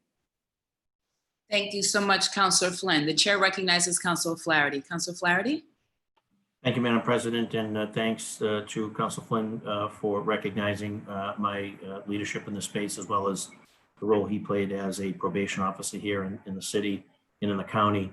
I've seen firsthand how Corey impedes a person's attempt to fully participate in their community and ultimately avoid recidivism, whether it's finding housing, securing a job, or quality job training program, or healthcare. Record-based discrimination can be an enormous barrier that disproportionately impacts those with records, their families, and loved ones. So as I've often stated, we are an opportunity-rich city, and we need to have broader discussions to bring about the necessary change in our city and in our Commonwealth with respect to the Corey system, and they need to be a part of that conversation. During my time on the council, particularly as council president, I created a special committee on Corey reform that played an enormous role in what we did as a body and as a city, and I've continued my advocacy in that area. As Councilor Flynn had recognized, both the city and the state have made progress around Corey reform. As an employer, we have standards that ensure that our hiring, as well as our vendors, have a fair shot through the hiring practices related to Corey. As a hub of resources for our residents, we also have the Office of Returning Citizens to connect those with Corys to legal services, job training, and opportunity through the Operation Exit program that our mayor has instituted. So I'm a firm believer, and always have been, and grew up in a household that believes that people should have second chances, in some instances third chances, and agree that we must have an honest discussion about Corey. This conversation needs to be about how we can connect people to opportunity, how we can ensure that we're providing people with fair and equal access to second chances, and also how we can get people to not be stuck in the cycles of joblessness and homelessness, and ultimately substance abuse and recidivism, and also being directed towards low wage earning jobs. So we've got some work to do. We've made significant progress, but particularly around the COVID portion of this and what has been highlighted. So I'm looking forward to a hearing where we can invite all of the stakeholders to share their knowledge and experience with our body, invite our constituents in to share some of their experiences, particularly those that have quarries that have been struggling to find meaningful opportunity, so we can work towards a solution at the city level and hopefully be a leader for the state and others to follow. Thank you, Madam President, and look forward to an expedited hearing. Thank you so much, Councilor Flaherty. The chair recognizes Councilor Campbell. Thank you, Madam President. I'll be quick. I just wanted to thank the makers for the hearing order. It's always an issue, right? Even though, you know, as they so eloquently mentioned, we have great protections in the law when it comes to actual implementation. We know that communities of color, particularly Black and Brown residents, are still disproportionately seeing barriers to good careers and jobs because of their quarry. And so I look forward to this hearing order and look forward to this discussion. Obviously, in the midst of COVID-19 and this pandemic, that has continued to sort of exacerbate how difficult it is, particularly for this population of men and women, to find meaningful employment. So anything we can do at the city level is critically important. And there are organizations on the ground that are working really hard, but nonprofits that are struggling because of COVID. So would love to think about how do we as a city partner with them and resource these organizations that have the trusting relationships with men and women who are turning to the city of Boston, and support them in the work while also sustaining these organizations that do such vital work. So thank you. Please add my name. Thank you, Madam President. Thank you so much. The chair recognizes Councilor Mejia. Councilor Mejia, you have the floor. Thank you, Madam President, and thank you to the makers, Councilor Flynn and Flaherty. I'm excited to see you two taking up this issue. And I think oftentimes, you know, it's great to see our colleagues fighting the fight, as Councilor Campbell mentioned, you know, the bear the brunt often when we're talking about issues of quarry reform and criminal justice. It's usually on low income Black and Brown folks. So really, really grateful to both Flaherty and Flynn for taking this up, because it's going to take all of us working together to really figure out how to change systems that were designed to make it harder for folks to build wealth. As the chair of the Committee on Small Business and Workforce Development, our office is committed to economically empowering returning citizens. I previously worked in the space in a partnership with a program called Family Matters through the the Suffolk County Sheriff's Department, where we were providing wraparound services to ensure that our returning citizens, when they came back home, were well taken care of. And one of the things that I heard in every court meeting that I attended was how difficult it was for people to actually find gainful employment, which, as my colleagues mentioned earlier, how it continues to perpetuate to disrupt the cycle of poverty. So I'm really looking forward to this hearing, and as well as being part of the conversation. Thank you again to Councilors Flynn and Flaherty for working in this space and for your leadership. Looking forward to the conversation. Thank you so much, Councilor Mejia. Show of hands for anyone who would like to add their name, please. Madam Clerk, if you could please add Councilor Asabi George, Councilor O'Malley, Councilor Campbell, Councilor Wu, Councilor Braden, Councilor Arroyo, Councilor Edwards, Councilor Bach, Councilor Baker, and please also add the chair. I think you had Councilor Mejia. Councilor Mejia, are you adding your name? Yes, Councilor Mejia. Councilor Wu, what about Councilor Wu? Wu, yep, I think it's all of us. Councilor Baker as well. I think it's all of us on that. Thanks. Docket 0843 will be referred to the Committee on Small Business and Workforce Development. We can go on to docket 0844. Docket 0844, Councilors Flynn and Edwards offer the following resolution supporting Congressional Bill Senate 2043, Jabara Hare No Hate Act. Thank you so much. The chair recognizes Councillor Flynn. Councillor Flynn, you have the floor. Thank you. Thank you, Madam President. And I want to say thank you to Councilor Edwards for partnering with me on this and also for her important work on this issue and representing as a defense counsel, representing the marginalized in our society in a professional manner. So I want to say thank you to Councilor Edwards. This is a congressional bill that seeks to improve data collection on hate crimes and establish mechanisms to support law enforcement to identify and investigate hate crimes. Recent years, there have been an uptick in hate crimes in communities of color, immigrants, LGBTQ residents, ethnic minorities have experienced discriminatory incidents of hate crimes. And the COVID-19 pandemic is further exacerbating the situation, including on our AAPI residents and other immigrants as well. However, hate crimes are vastly underreported, often due to fear, as the U.S. Department of Justice report estimates that about 54% of hate crimes between 2004 and 2015 were unreported to local police. To prevent and address hate crimes, there needs to be accurate data and reporting.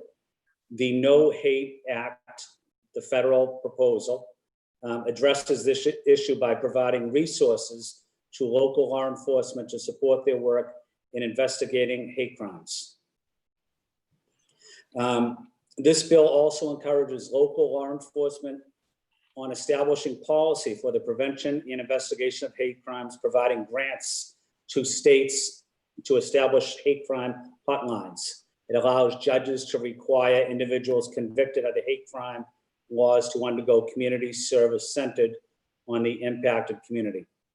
Recently, this bill was supported by the American Civil Liberties Union, the Human Rights Commission, the National Disability Rights Network, and many other organizations. Recently, Mayor Walsh and Attorney General Healy joined 19 area civil rights and business organizations also in support. I'm also proud that Mayor Walsh and the City Council are continuing to work on the Human Rights Commission. That's a critical agency, in my opinion, in the city. And I hope that also can play a major part on hate crimes. It was established under Mayor Flynn in the early 1980s. I hope that we can suspend and pass this resolution today so that we can send the City Council support for the passage of this bill. Thank you, Madam President, and thank you to Councilor Edwards for joining me. Thank you so much, Councillor Flynn. The chair recognizes Councillor Edwards. Thank you very much, Madam President. I again want to thank Councillor Flynn for his leadership and inviting me to be an original co-sponsor. This is about good policing. This is about being responsive. This is about being able to investigate and know patterns when it comes to hate crimes. As Councillor Flynn noted, many people do not come forward. That's also because many law enforcement agencies don't have a clear definition and are not keeping data. So many people who are victims of hate crimes think that they're the only ones. And they oftentimes internalize what happened to them and question what they were doing or not doing. And what was really important and what we need to see is real-time data and track the patterns of who is being targeted, how they're being targeted, when churches are being burned, whose churches, what synagogues, what mosques. These things are all important to track every day as they're happening. This helps us to investigate those crimes. It also is important that we standardize this mechanism so that it's a nationwide effort to really put down and eliminate hate crimes all throughout our nation. So I want to thank again Councillor Flynn for his leadership. I do hope all of our colleagues will join us in supporting this resolution and encouraging in support of the Congressional Bill 2043. Thank you.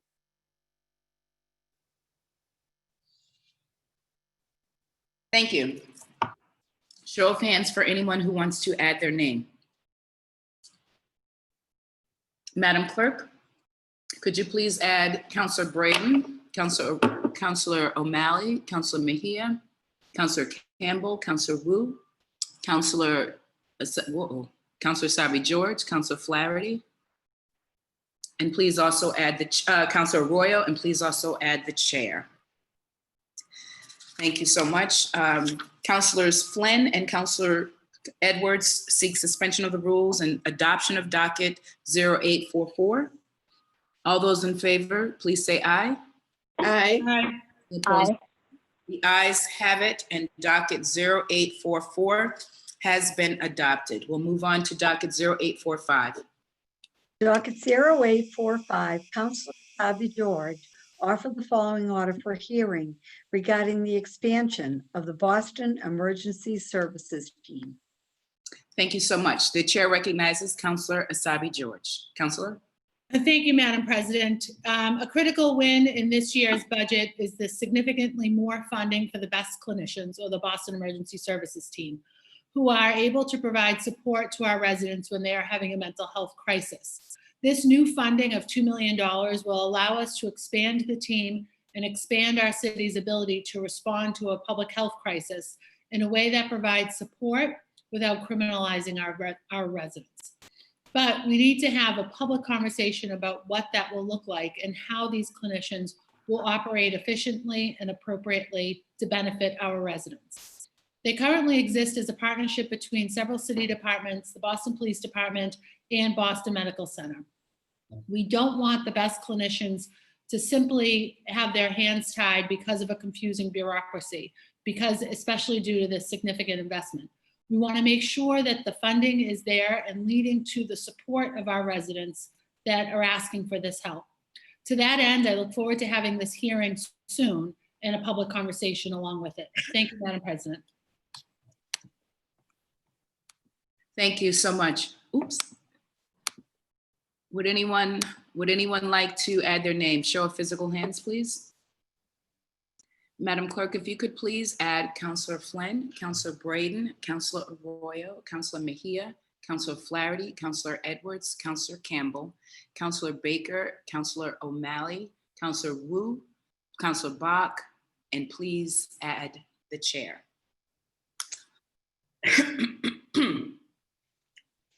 Docket 0845 will be referred to the Committee of Public Safety and Criminal Justice. Madam Clerk, could you please read docket 0846?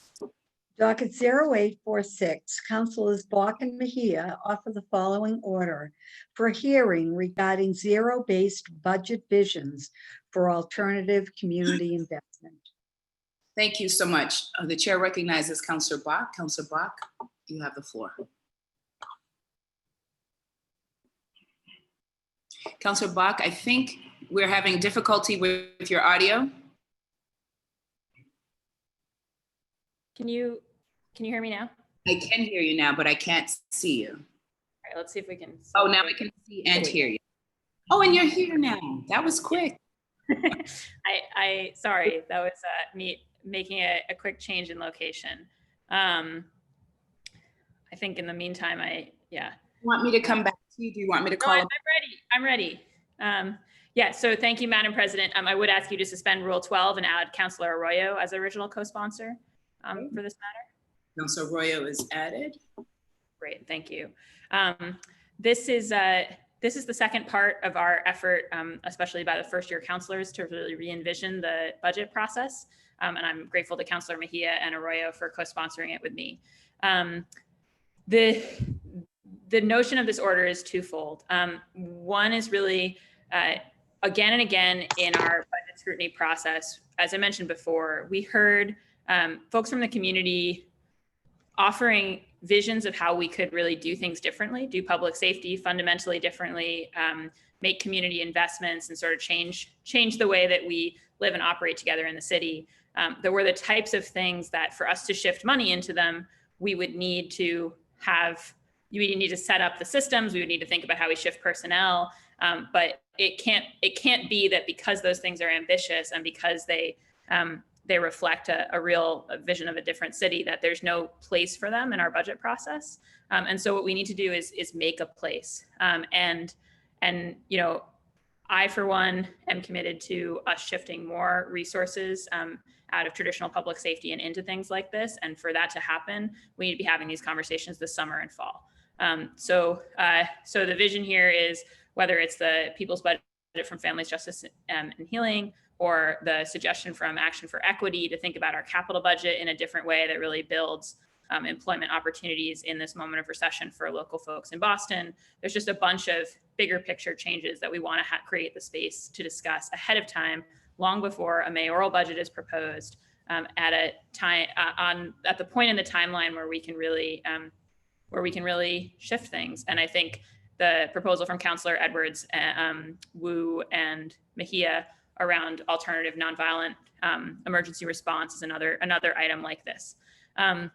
The phrase zero-based budgeting is a reference to a sort of wider tradition of saying, how about instead of every year starting our budgeting from our prior allocations, which are always going to keep you kind of thinking in the mode of the status quo, because you start with this year's budget and then you make your marginal incremental changes. What if we did the exercise of thinking from a zero basis, right? So you start with no dollars in any pots and you ask yourself, what are the core goals of the city? What are the results we're trying to achieve? And you build from that, and you say, okay, if my number one thing were to really, achieve economic equity with these programs, or my number one thing is to keep the city safe. You don't start with all the ways that we've done that forever. You start with the thinking of what would be the most direct ways at that problem. And zero-based budgeting is an exercise that's been used repeatedly by lots of organizations, including ones at the federal level, even more complex and large than ours, to kind of check that instinct of bureaucracy to just reproduce what we've been doing before, and to really envision a different structure. And we think that kind of thinking is what we need, and it's what a more wholly inclusive and kind of radically reimagined budget process would need. So I'm really excited to be calling for this hearing as a first step kind of in thinking in that direction, both in terms of our process and in terms of some of the concrete visions that we might be working towards. And again, grateful to my colleagues for their partnership. Thank you, Madam President. Thank you so much, Councilor Bach. Sounds exciting. The chair recognizes Councilor Mejia. Yes, thank you, Madam President. As we can see, Councilor Bach has been busy. She's blowing up the hearing today with all of these things that she's filing, because she knows that these times require us to be a little bit more thoughtful and thinking outside the box if we really want to see the change that we've been hearing from so many that is needed. So I'm really excited to join you on this. But I'm going to be honest, is that the first time I heard zero-based budget, I didn't know exactly what that meant. And as with everything that deals with this, I'm Googling it all and learning. But when I actually learned what it meant, I was really excited to join you on this effort and to have this conversation, because it's exactly the type of approach that we need. And it's really reflective of what we've been hearing out in these streets in terms of like the people's budget. A zero-based budget is one where we have to justify all spending, not just the new spending. So instead of looking at why a certain department wants $1 million more here or $1 million less there, we take a holistic approach to the entire budget for each department. To me, it's a lot like our call for 50% IDP. I know that people thought we were crazy because we were asking for so much, but ultimately what it really is about is asking for what the need is in terms of the housing crunch that we find ourselves here in the city of Boston contending with. So I really love the concept in terms of like how this looks. But the way that we see it is that we shouldn't be just measuring what we need by what we already have. We need to be looking at where the need is and go from there. Analyzing our budget this way is a great opportunity to re-envision our budget from the ground up. We have to get this right, and we need to activate the voices of the people and encourage them to take a greater role in their budget so that these new processes can be more accessible to them. And I can't wait to get started on this. And I want to thank Councilor Bach and Councilor Arroyo for joining us on this effort. And, at the end of the day, I think it's really important. I always talk about there's a difference between a need and a want.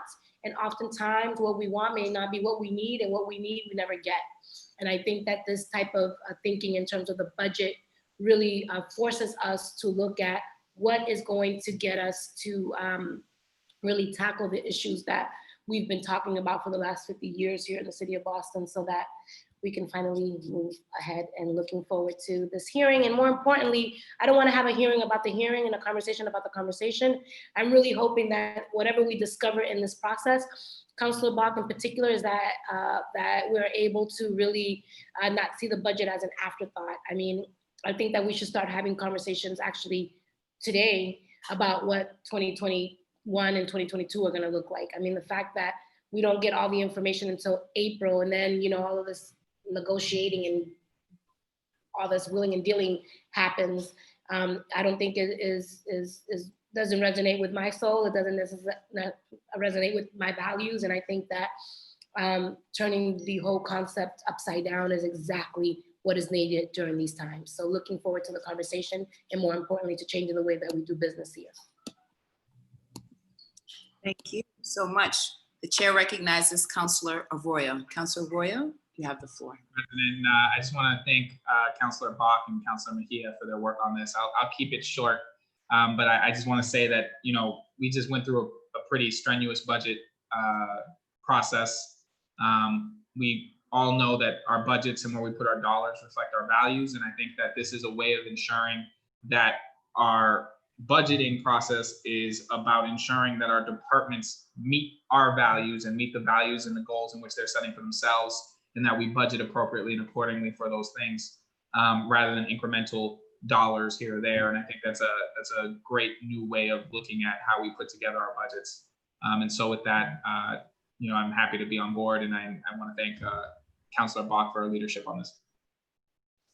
Thank you so much. Would anyone like to add their name, please? Show of physical hands. Madam Clerk, if you could please add Councilor Flynn, Councilor Braden, Councilor O'Malley, Councilor Wu, Councilor Asabi George, Councilor Campbell. Please also add the chair, and Councilor Flaherty and the chair. Thank you so much. Docket 0846 will be referred to the Committee of Ways and Means. We'll now move on to docket 0847. Docket 0847, Councilor Asabi George offer the following resolution in support of appropriating funding for Massachusetts Public Schools through the Student Opportunity Act. Thank you so much. The chair recognizes Councilor Asabi George. Councilor, you have the floor. Thank you again, Madam President. The Student Opportunity Act passed in November. It represented a historic and essential update to the state's formula for funding public education. For decades, the state's formula underfunded our schools and did not meet the real cost of educating our students. The act is supposed to provide $1.5 billion in new funding over the next 7 years due to correcting the mechanism that led to the chronic underfunding of low-income students, English language learners, and special education students, as well as the healthcare costs for our educators. The COVID-19 pandemic has exposed our state's inequities even more and shows us exactly why the Student Opportunity Act is necessary. However, the state has yet to appropriate this critical funding. This resolution reiterates our support for the act and urges the state legislature to fully fund it. We cannot let the pandemic be an excuse to further delay fulfilling our promise to our children's education. Our schools have waited too long, and if the legislature acts now, we'll be more able to weather repercussions of this pandemic in the years to come. I ask that you all sign on to this resolution and send a clear message to the legislature that we, as representatives of the City of Boston, wholeheartedly support the Student Opportunity Act. Thank you, Madam President. Thank you so much. Would anyone like to add their name? Okay. Madam Clerk, could you please add Councilor Braden, Councilor O'Malley, Councilor Wu, Councilor Flaherty, Councilor Arroyo, Councilor Bach, Councilor Mejia. Please also add the chair. And Councilor Mejia, if you'd like to say a few words. Of course, you know I do. All right, go ahead. You know that this is my thing, education, Madam President. And I just would love to just give a shout out to Councilor Sabi George for her relentless commitment in the education space. Really grateful to you for all that you do on behalf of our most vulnerable learners. I'm proud. I was, during my time in the education space, we worked with parents who were having a hard time navigating the educational landscape. Before the Student Opportunity Act, it was the Promise Act. Before that, it was the RISE. Before that, God knows what it was. And every year, it felt like we continued to fight, and we always got the leftovers. And so this particular past year, we worked with Senator Chang Diaz on the Student Opportunity Act, and it's crucial that we continue to push forward for fully funding and that our schools get what they need, and so that our students can ultimately finally be successful, because I believe generation after generation we keep losing students, and we're not doing our due diligence by funding our schools properly. And this constant drip of funding, it just can't continue to happen when it comes to our education system. This is why we continue to live in poverty. And so there is no excuse for underfunding. And we have seen this in the Boston Public Schools, and we need to work collaboratively, both on the inside and on the outside, to make sure that we're seeing the type of funding that our students deserve. So here for all of it, thank you so much, Councilor Sabi George, and you too, Madam President, for your relentless commitment to issues of educational equity.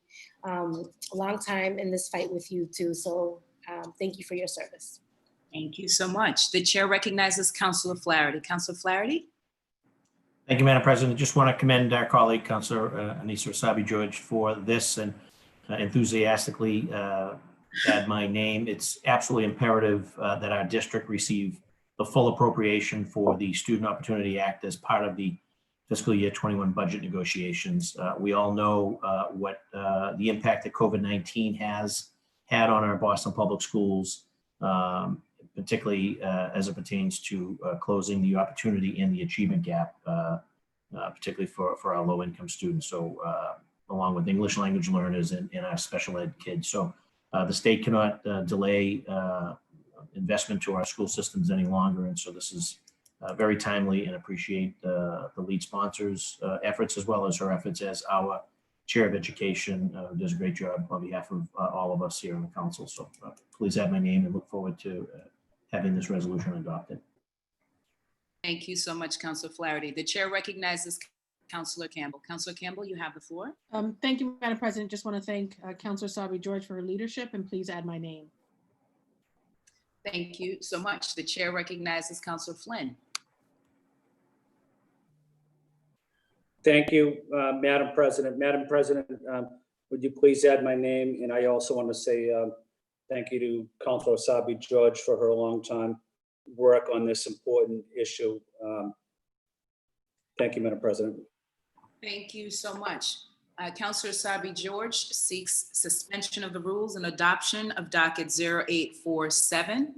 All those in favor, please indicate by saying aye.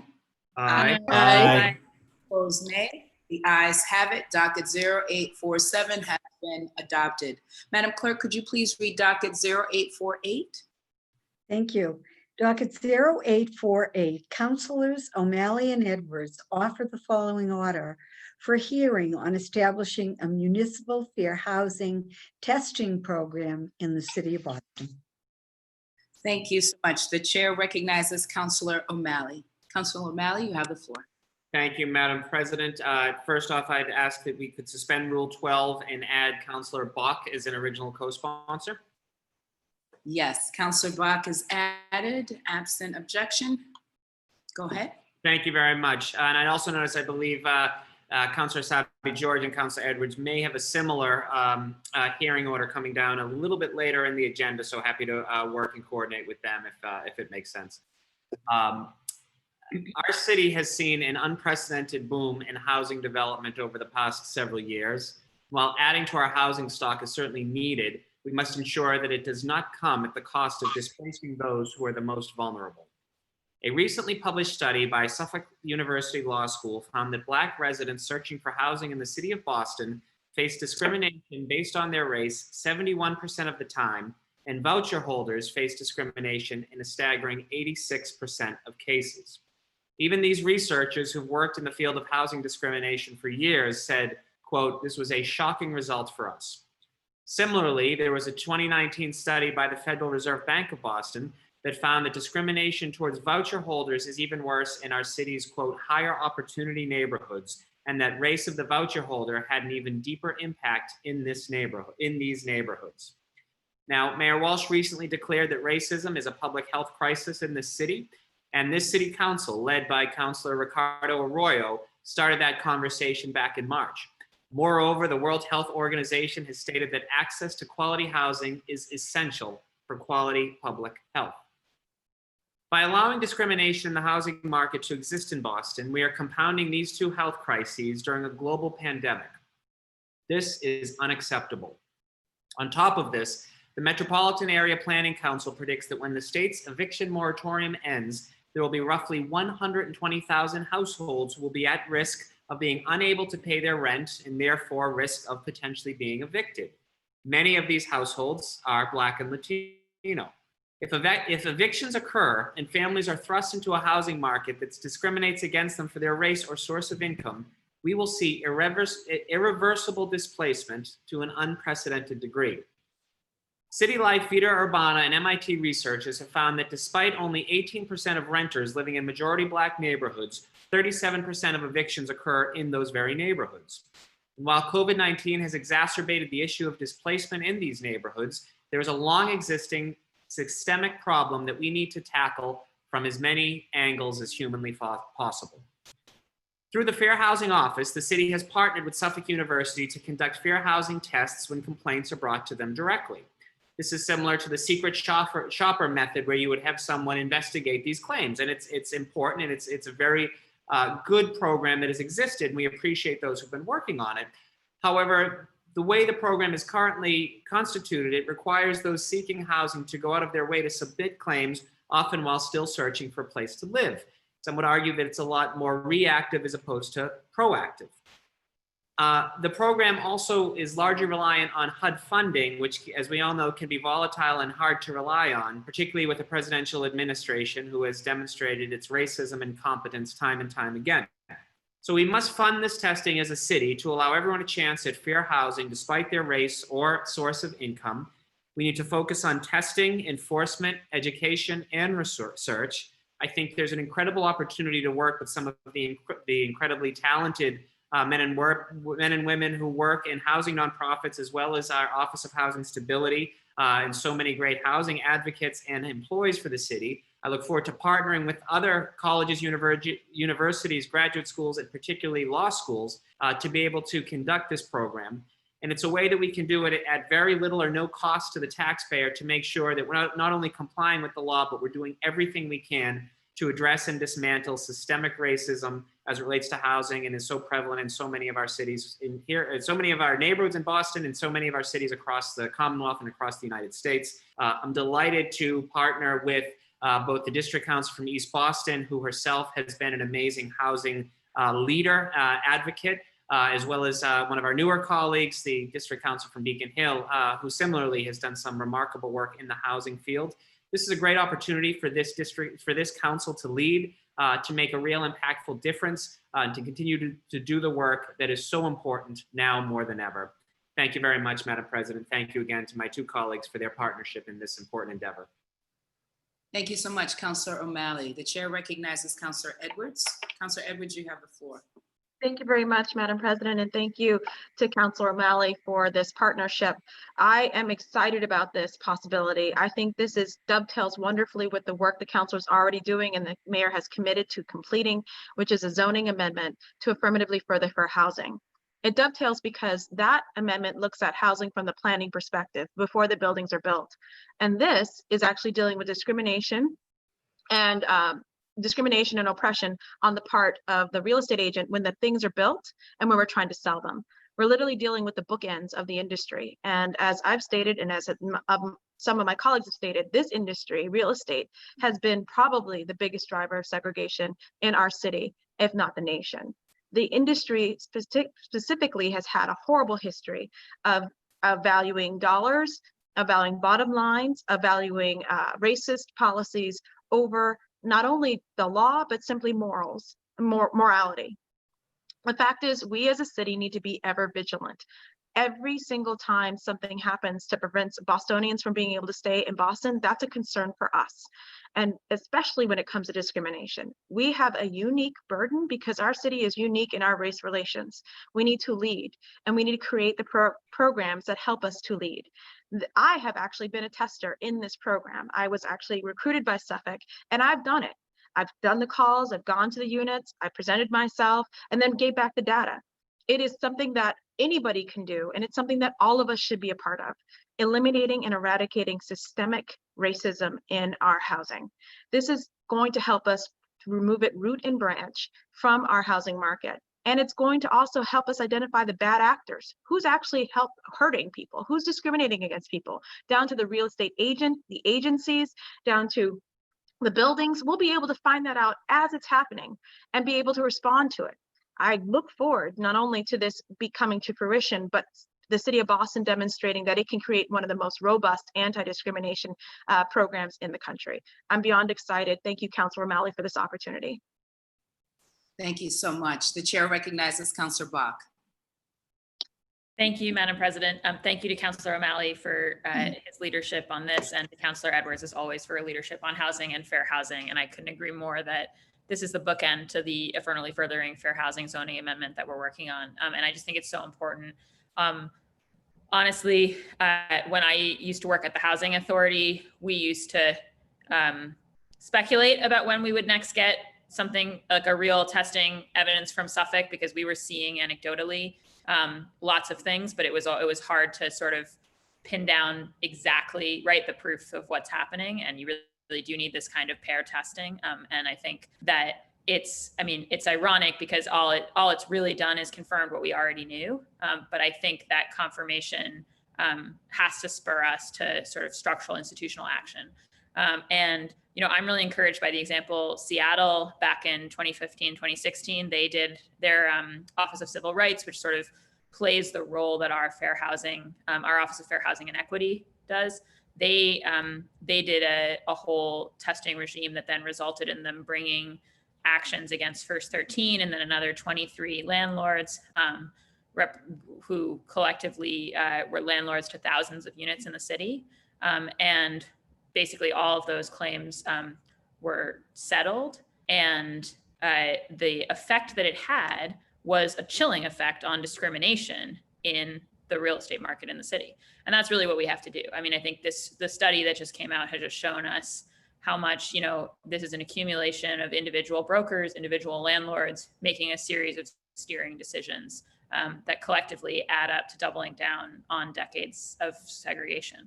And the city can't catch everybody in the act, but if the city goes after this aggressively through a program like what Councilor O'Malley and we are proposing today, the city has the potential to do enough to really chill that instinct and get people to think twice about discriminating in that way. And I really do think that this is something where we need this kind of enforcement action to really draw that line, because otherwise I think people are going to continue to differentially market units in the ways that they have for a long time. So I just I really want to thank Councilor O'Malley for bringing this today, and say that I hope it's something that we can quickly transition and partner with the administration to transition from being a hearing order into being a concrete policy. So thank you, Madam President. Thank you so much. The chair recognizes Councilor Campbell. Councilor Campbell, you have the floor. Thank you, Madam President. I just quickly want to thank the makers and Councilor O'Malley. Thank you for your leadership here. I think you cited the statistics quite well. Very disturbing reports, reading those. And especially when you think about all of whether it's the national collective trauma we're going through with respect to George Floyd, but also the pandemic, to see these numbers was just really disheartening. So I immediately saw this on the docket and thought this is such a creative solution and something we could do immediately. And it's an easy lift. So look forward to supporting it. Thank you. And thank you, of course, to Councilors Edwards and Bach as well. Please add my name. Thank you, Madam President. Thank you. Show of hands for anyone else who wants to add their name. Madam Clerk, could you please add Councilor Flynn, Councilor Braden, Councilor Arroyo, Councilor Sabi George, Councilor Mejia, Councilor Wu. Please add Councilor Flaherty. Please also add the chair. Very important. Kudos to the makers on this. I too was a tester for Suffolk. So I've saw firsthand how folks are treated out there in the real estate world. My very first apartment was a Section 8 apartment. And I know what it was like as a young single mom trying to find a place to live with me and my daughter. So very important, and looking forward to this hearing order, as Councilor Boggs said, becoming some sort of policy here, and would suggest to the chair of the committee, so this is getting ready to get assigned to a committee, and it is very similar to the Section 8 voucher discrimination one, that perhaps those two hearings could be held back to back because they are very similar, and Edwards is a co-sponsor on both. So thank you guys. Thank you to the makers, and docket 0848 will be assigned to the Committee on Housing and Community Development. We will now move on to docket 0849. Thank you.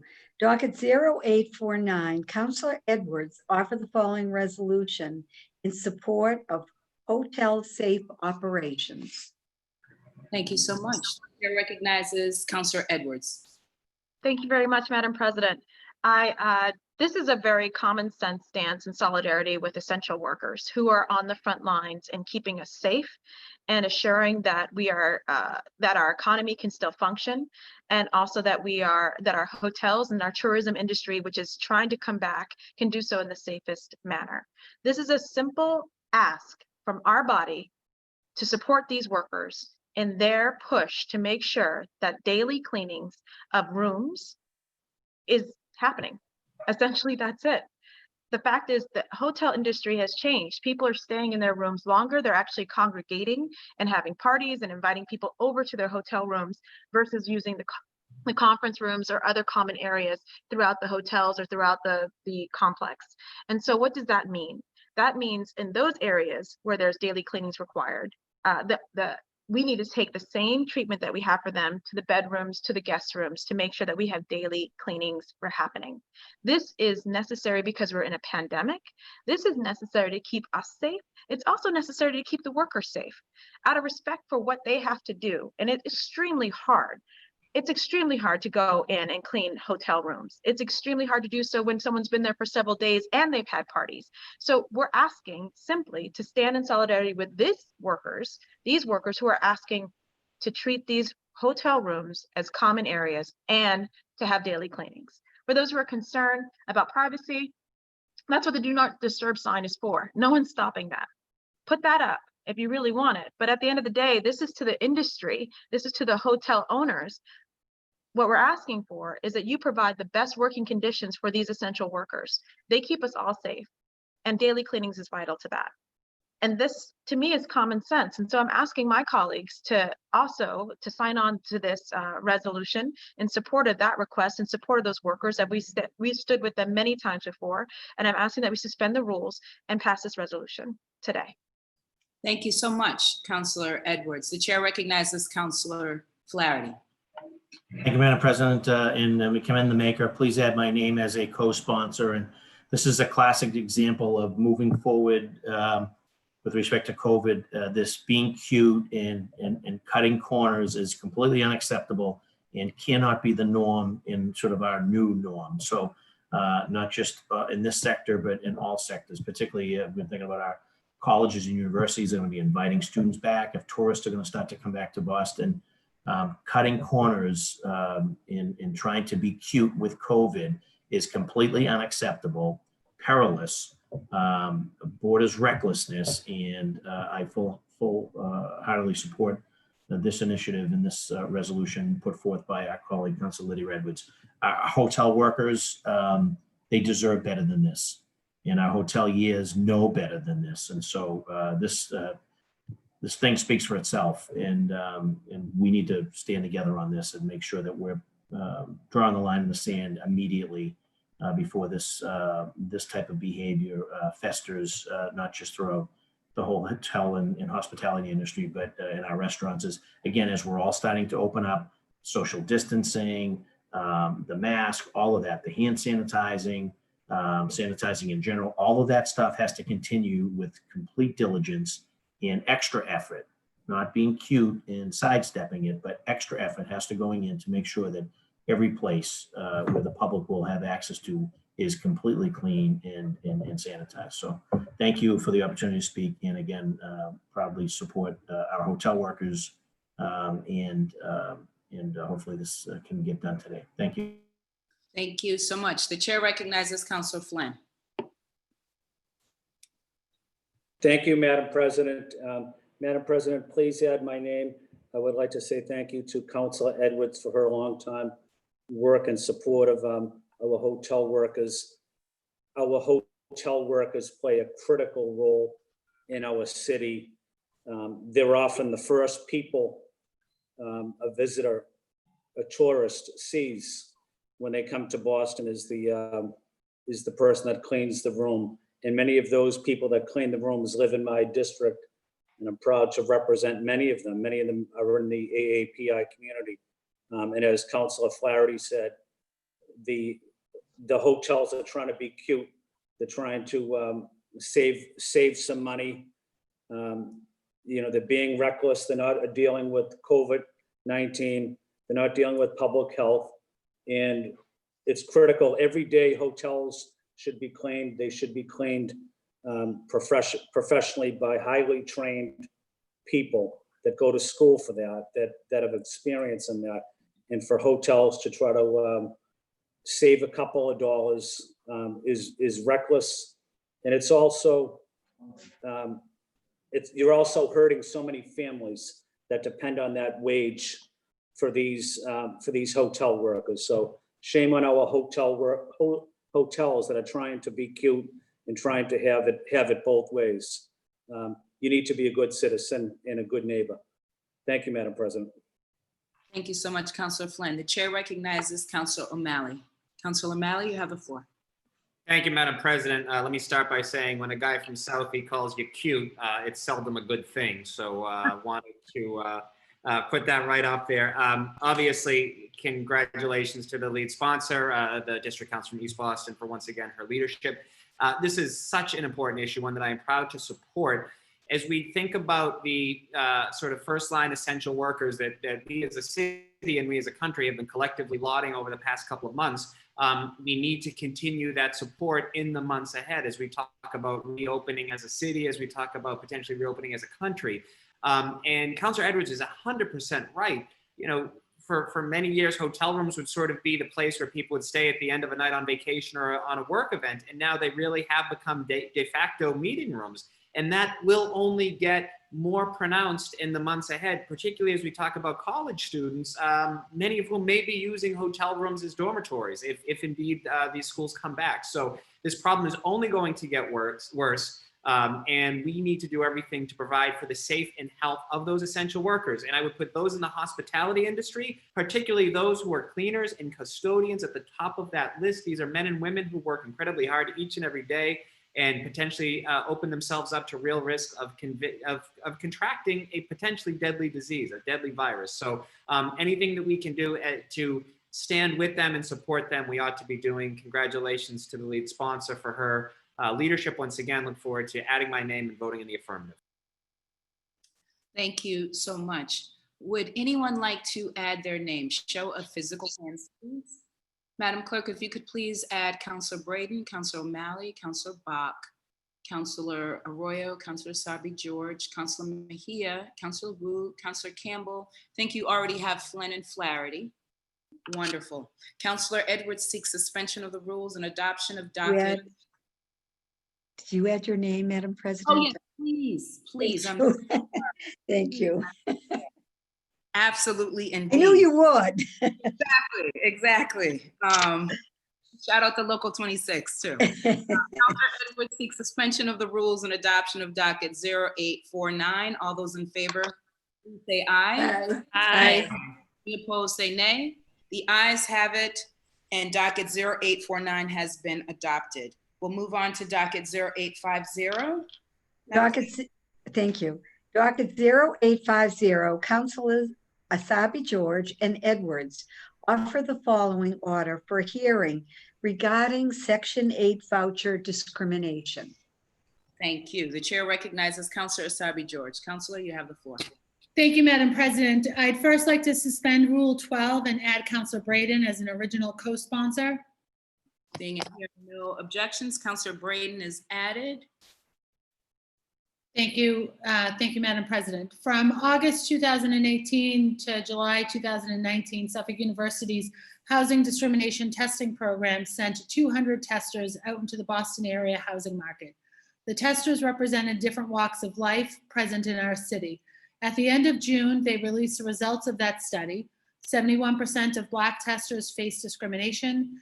86% of Section 8 voucher holders face discrimination, no matter the person's race. It is illegal to discriminate against tenants because of their race, and it is illegal to discriminate them because of the source of their income.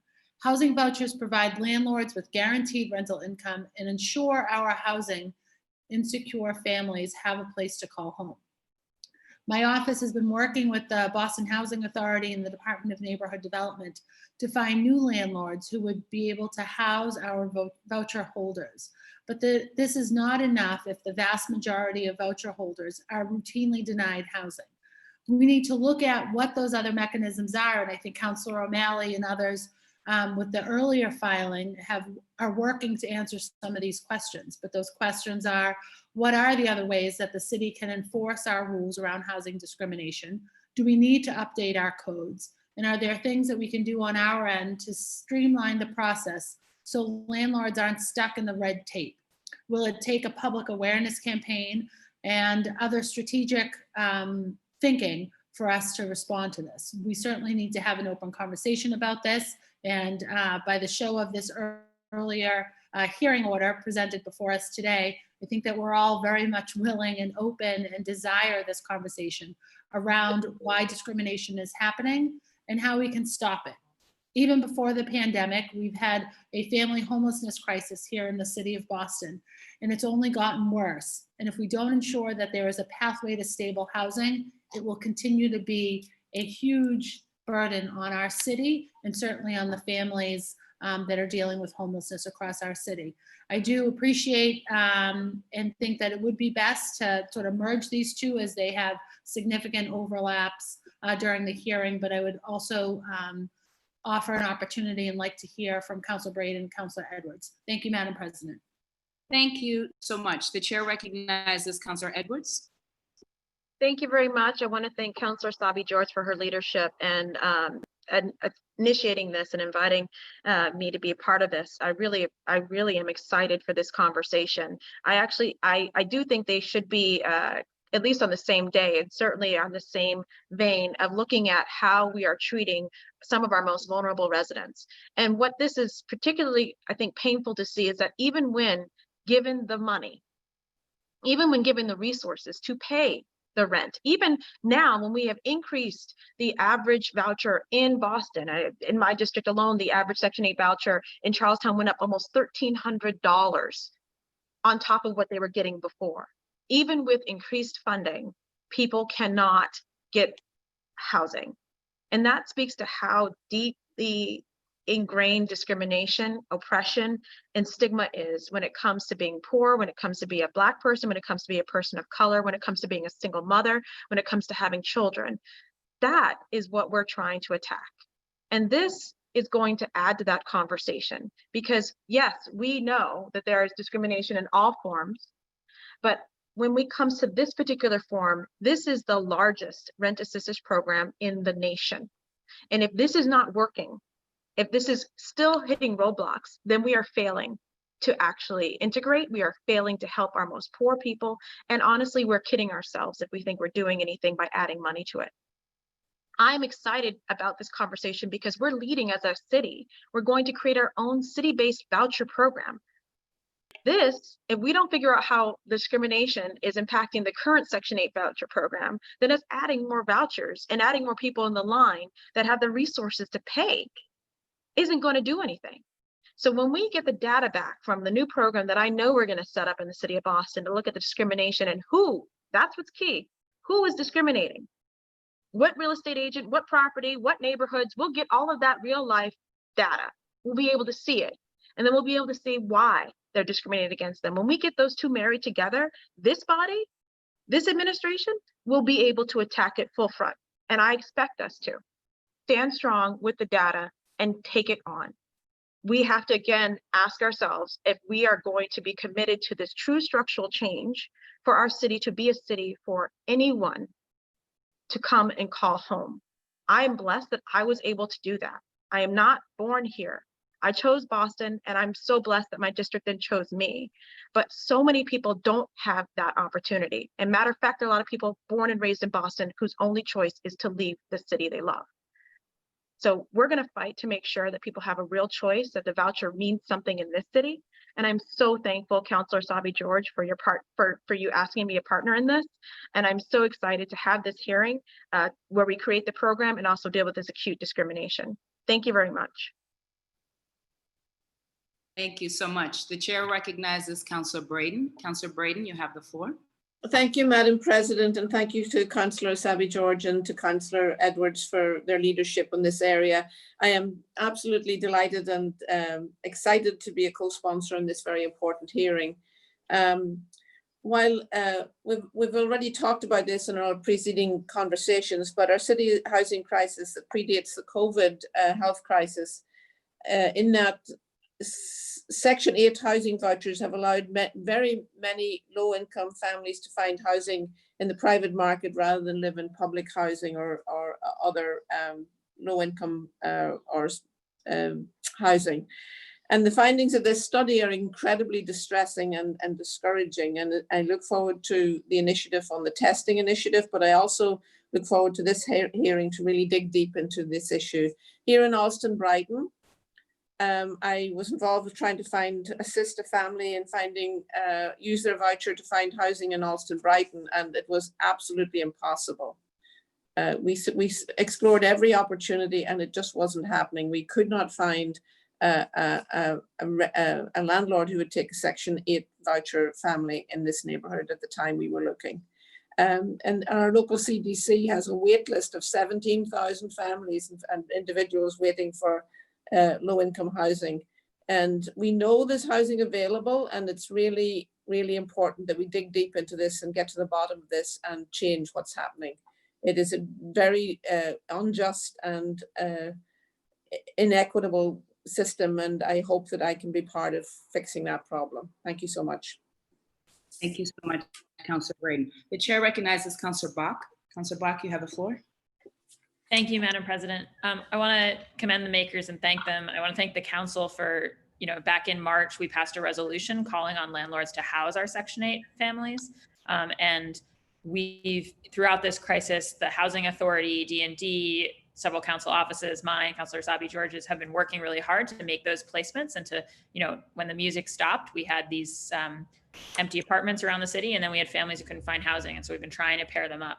But this discrimination is just such a persistent barrier.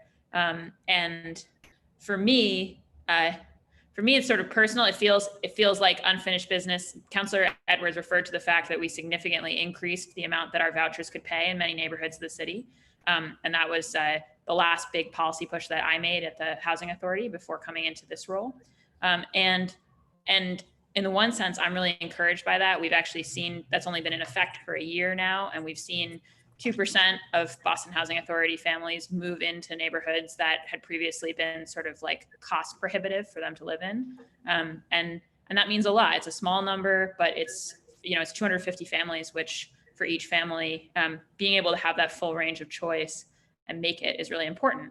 But I think in some ways now it's like, okay, the barrier that was always listed for why our families found so many parts of the city and parts of even the region that they couldn't live in was supposed to be cost. Now we've, significantly improved the cost situation, and we find, oh, right, the discrimination that we knew was there is there and creating a huge block to our families. And I think it's discouraging, but what's hopeful about that is that having made that policy change on the cost side, if we can mow down these barriers of discrimination, we really have the opportunity to create pathways to, integration in our family through people deciding in our city, through families deciding where they want to live, and not being excluded by the bias of others in a way that, we haven't done, I wanted to say for generations, but really ever in this city. And so to me, it's a sobering and depressing reality, but it's also one where if we grab the bull by the horns and make this, the moment where we really push back and push into a fair housing vision in the city, we're standing on the edge of being able to make that real change. So I think specific Section 8 discrimination is an important protected class for us to keep our eyes on in this process. And so I agree with the president's suggestion to combine these two conversations. But I also think we should keep this thread that Councilor Asabi-George and Edwards and Braden have called out around Section 8 discrimination specifically, because it is so persistent. So thank you, Madam President. Thank you so much. The chair recognizes Councilor Mejia. Yes, thank you, Madam President, and thank you to Councilor Asabi-George, as well as Councilor Edwards, Bach, and Braden for your continued leadership in the housing space. I'm super inspired by this conversation. I talk a lot about the fact that I grew up with a Section 8 voucher, and my mom and I moved from place to place because every time we would find a place to live, we wouldn't be able to get too comfortable because the rents were extremely high. And I think that a lot of it had to do with the fact that we were Latino, right? And so I think that this conversation is long overdue. And I'm so super excited. This council meeting has given me a sense of hope because I'm really looking at the type of things that we're proposing and the type of thinking that we as a council are really considering and how we move and address real racial inequities. So really grateful to Councilor Asabi-George for bringing this conversation to the table. I know that a lot of the parents that I worked with when I worked in the education space could no longer afford to live in Boston, and now they're living in Brockton and Randolph and Stoughton, but yet they still have to work in Boston. And so what we're doing is we're pushing people out and forcing them to live in different spaces, because this is part of what the history of Boston has been about, is segregation. And nothing hurts more than to know that you're not wanted on a block. And I think that this opportunity for us to dig deeper could give us the type of information that we need to move forward. So thank you, Councilor Asabi-George, for your continued leadership in all things that deal with housing and homelessness and supporting our families. Thank you. Thank you so much. The chair recognizes Councilor Campbell. Councilor Campbell, you have the floor. Thank you, Madam President. And I just quickly wanted to thank Councilor Asabi-George, Councilor Braden, and Councilor Edwards for bringing this hearing order forward, and Councilor Bach for the work that she did at the Housing Authority. We were in constant communication with respect to this issue, but so many other ways in which to help families that are living specifically in public housing have not just one way, but many ways and many tools available to them to move out of poverty, to move into home ownership opportunities, to build wealth, to build equity. And what we knew to be true, right, it wasn't just the money, that race shows up in many sectors. And if you really understand the ugly history of Boston, right, not just federal policies, but the role that government has played federally, state, locally, to ensure that certain people could not live in certain communities, right? Could not buy in certain communities, could not sort of put a stake in the ground. Oh, that's my house phone. I feel like you, Madam President, the house phone is going off. So I just, I'm really excited for this hearing order, really excited to be a part of this and adding my name, and that's just going to keep on going. But it's a serious matter, and race does play a role here. There's a historical context. Oh my God. Let's try that again. So thank you. This is Shires. But there's a historical context here that most folks don't want to sort of talk about, because it involves race. It involves a deep level of uncomfortability. But in order to get these policies or sort of the effects of these policies in the past that have created current neighborhoods where largely people of color are concentrated in public housing with poor housing stock, we have to talk about it. We have to be sort of upfront. And then of course, using an equity lens to create something different. That's why equity is so important. So thank you again to the makers. I apologize for just all of that, but really excited for this conversation. The data and in the recent reports, already confirmed what people already knew, but it was still very depressing in the middle of COVID-19, in the middle of the police brutality we're talking about across this country, to review these reports and see that once again, race is playing a role in holding people back who are working really hard to move forward, right? This isn't individual responsibility. This is systems that continue to oppress. So this is a real opportunity to think about doing something different and for Boston truly to lead in many aspects. So thank you again to the makers and thank you, Madam President. Thank you so much.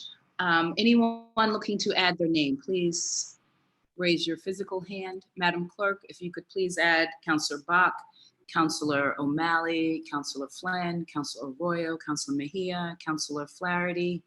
Please also add the chair. Docket 0850 will be assigned to the Committee of Housing and Community Development. We'll go on to docket 0851, Madam Clerk. Docket 0851, Councillor Edwards offered the following order for an amendment to the Boston City Charter pursuant to General Laws, Chapter 43B, Section 10B. Thank you so much. The chair recognizes Councillor Edwards. Councillor Edwards, you have the floor. Thank you very much, Madam President. To my colleagues, today I am presenting the question to you as to how we should change how we function, how we're functioning as a body. The question for you, okay. You're on mute. Okay. Can you? Yeah, now we can hear you. Again. You're muted again. All Yeah. right, I'll start again. To my colleagues, today I'm asking you to join me in fighting and changing the way we do business. What we learned recently in the back and forth that we had about our past budget is that we face great political pressure, and we also face great political risk based off of an annual vote that we take on the budget. But considering the amount of risk and the amount of pressure that we have as individuals and as lawmakers, we do not have the political power in order to implement or actually effectuate the change that is being asked of us. So I am asking my colleagues if they will join me in presenting this question to the voters as to whether our budgetary process is good enough. Does it really represent and does it really treat the decision that we're making on an annual basis as a $3 billion decision that it is? Is a yes or no or reduce enough? The fact is, we had this decision taken away from us as a body in 1909, when this became a strong mayor system. So if we're all going to question how we do business on all aspects of our city government, then I'm asking my colleagues, shouldn't this question also be put to the voters about how we allocate their money?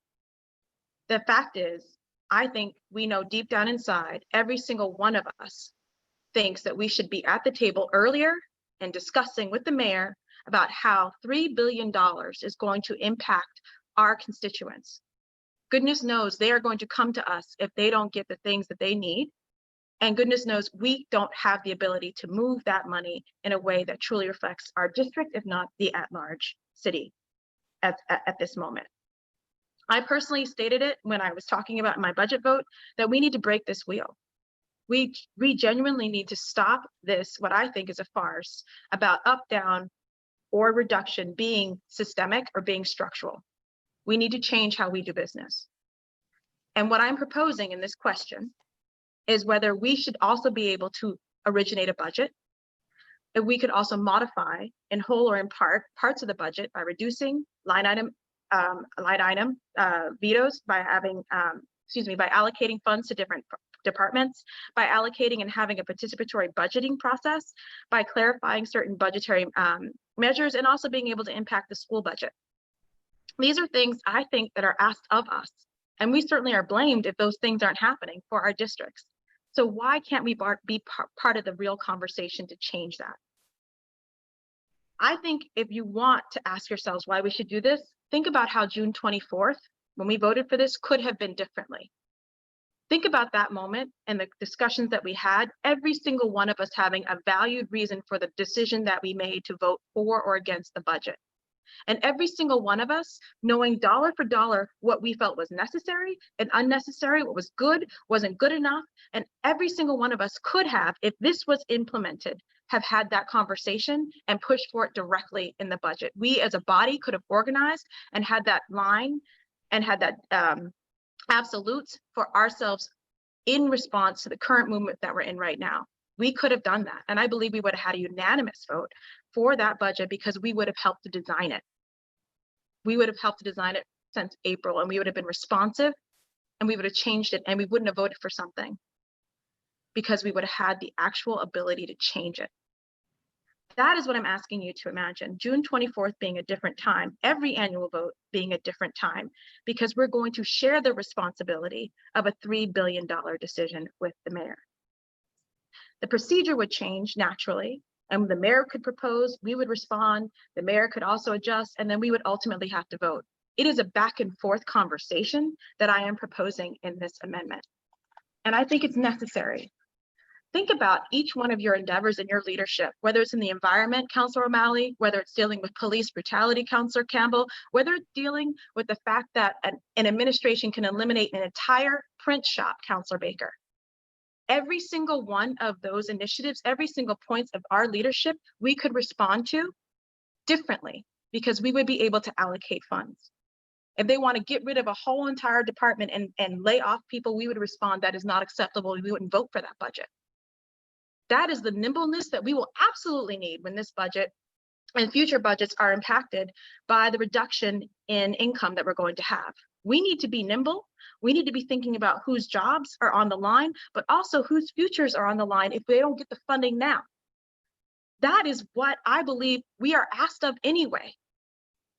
And the best part about this procedure is part of our Constitution and part of our means of being able to not only ask this question of ourselves to form the right question for the ballot, then to take that question directly to the voters. The same voters who wrote us thousands of emails asking us to do certain things, we're going to now ask them to be at the table. They will be able to make this decision ultimately. This is not in our hands completely. This is not an increase in taxes. This is simply, I am asking my colleagues to step one, review this question and to form the right question that we think is appropriate for the ballot. We would then vote on it and decide that. After we do that, we must do so within 6 months. That question then goes to our Attorney General. She will then look at the constitutionality of that, and she has 4 weeks to decide. After she makes her decision, I believe it will be constitutional, then it will go to the voters. That is the procedure that I'm asking simply that we participate in. I could not think of a better body of individuals or a better city council to do this with. I can't think of a better time to lead.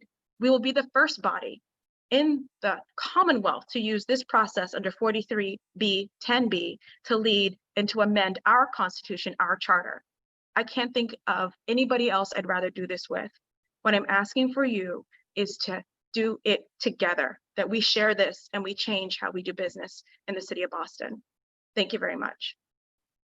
Thank you so much, Councillor Edwards. The chair recognizes Councillor Bach. Councillor Bach, you have the floor. Thank you, Madam President. I want to thank Councillor Edwards for her leadership here, and I just wanted to say in my capacity as the Chair of Ways and Means that I wholeheartedly support this. I think that we were talking earlier in this meeting about ways that we could innovate in our budget process, and I think we can make a lot of progress there by starting the conversations earlier in the year and by exploring some of these participatory and zero-based budgeting mechanisms we've talked about. But the fundamental structure of our city government constrains the types of conversations we can have and the types of leverage that we have and the way that as Councilor Edwards said, we can meet public demands. And I think that if this question were put to the voters and were to pass, you know, it'd be one of the most consequential things we could do for the city in terms of making sure that our budget processes going forward for decades, heck, centuries, right? Talking about a change that goes back to 1909 here, were like really inclusive of a greater variety of voices. And I think too that it was very hard on the 24th of June for the thing that put some of us, you know, making different voting decisions to be, you know, about our judgments about what the administration would do, what a broader economy would do, what our sort of prospects, you know, what we were trading off in this zero-sum game, yes or no. And I think if we had been able to spend June talking about reallocations that we could actually make ourselves, it would have just been such a more fruitful conversation. So I just wanted to say in my capacity chairing this committee that Councilor Edwards' proposal really excites me. I know we'll have to look at the legal language and have the conversation. And I think there's also, I think we should acknowledge that there's a huge community of advocates that have been thinking a lot about charter reform in a host of ways for years now. And so this is a conversation bursting onto the scene on top of that existing conversation, which I know Councilor Edwards has really been part of from the beginning. But yeah, I'm excited about this. So I just wanted to say, count me in. Thanks. Einon? Thank you so much. You're adding your name, I assume. Indeed, yes. The chair recognizes Councilor Campbell. Thank you, Madam President, and thank you, Councilor Edwards, for your leadership here. And I absolutely agree with you that to meaningfully put forward reforms that we've all been pushing for, to have a more robust and effective budget process, right? To do it in partnership with our residents, particularly our district residents, for district councilors. The council needs more power. The council needs more tools. You know, as council president, got to interact with a lot of council presidents from across the country, and they were just floored at the limitations of power that the council has to do meaningful things, including our appointments, meaningful appointments that do not go through the council. So charter reform has been a topic of discussion. I have participated in many. I see it as a long-term goal though. And one that we should absolutely push. You know, there are different ways in which to do it. Some is through the State House, this particular method. I still have some lingering questions on some of the legal pieces, but looking forward to this conversation and working in partnership. But in the short term, there's also, I think, things that we have to do to push this administration, given the limited power we have. So when I voted no on the school budget years ago, I remember saying that. It was extremely painful to sort of be the solo person out there voting no, but I said, this budget, the way of continuing to do our education in the city of Boston is not working for so many of our families who continue to not have access to good quality schools in certain neighborhoods in the city of Boston. And if this is the major tool that we have to let our voices be known as to certain things we just don't want to accept anymore. And I remember really that vote was just out of just fear, you know, just a ton of frustration that even through all our hearings, through all of our conversations, through all of our advocacy, that we still can't get some of these systems to respond differently. We can't get responses to data requests. I mean, it's a struggle sometimes, and it shouldn't be, that using our budgetary tool and our vote is powerful in the short term to hopefully move an agenda. And I stand by my no vote in that I thought we had an opportunity to push for some more reforms there. But this long-term piece, critically important. I am absolutely looking forward to the conversation and the action steps necessary. I'll just add, it reminds me of the Community Preservation Act. You know, I came onto the council, that was my first piece of legislation, major legislation, with Councilor Flaherty, who was here before when it failed. Now everyone's like, oh, it's so wonderful. We're getting millions of dollars for our communities. That was a hard time. So there's no guarantee that the voters will even see it our way, right? And so again, how can we think about all the short-term tools that will help us move things forward while also thinking about these long-term changes that absolutely must happen if our residents want us as their counselors to be the most effective we can be in advocating for their concerns. So looking forward to this, Madam President, absolutely add my name. And thank you for your leadership here. And thank you, Madam President. Thank you so much. The chair recognizes Councilor Mejia. Councilor Mejia, you have the floor. Thank you, Madam President, and I'm well aware that we have a 3 o'clock meeting, so I will be brief. But I just quickly wanted to just thank Councilor Edwards for her passionate declaration of what it is, what these times require and what is needed. I don't like being invited to the table with terms and conditions, and this is what it's going to look like in terms of my participation. I'm really committed to having the type of leadership that people expect when they put you in office, and I have had to come to terms with how limited my power is during this budget process. And I think that for me, it really felt somewhat transactional, and to have an opportunity to just react to a statement and not really feel engaged in the process.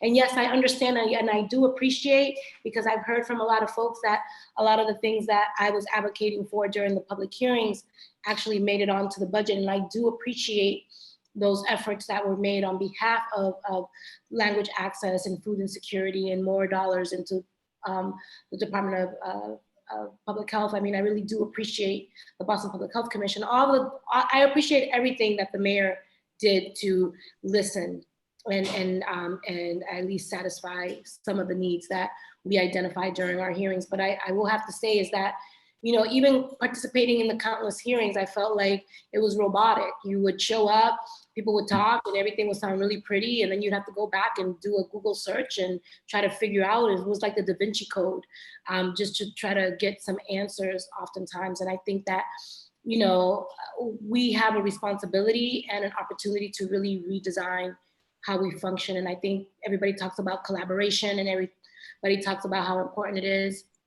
to be heard, but when it's time to roll up your sleeves and really listen and do the work in the spirit of collaboration, it becomes a lot harder when you're limited with whatever little powers you have.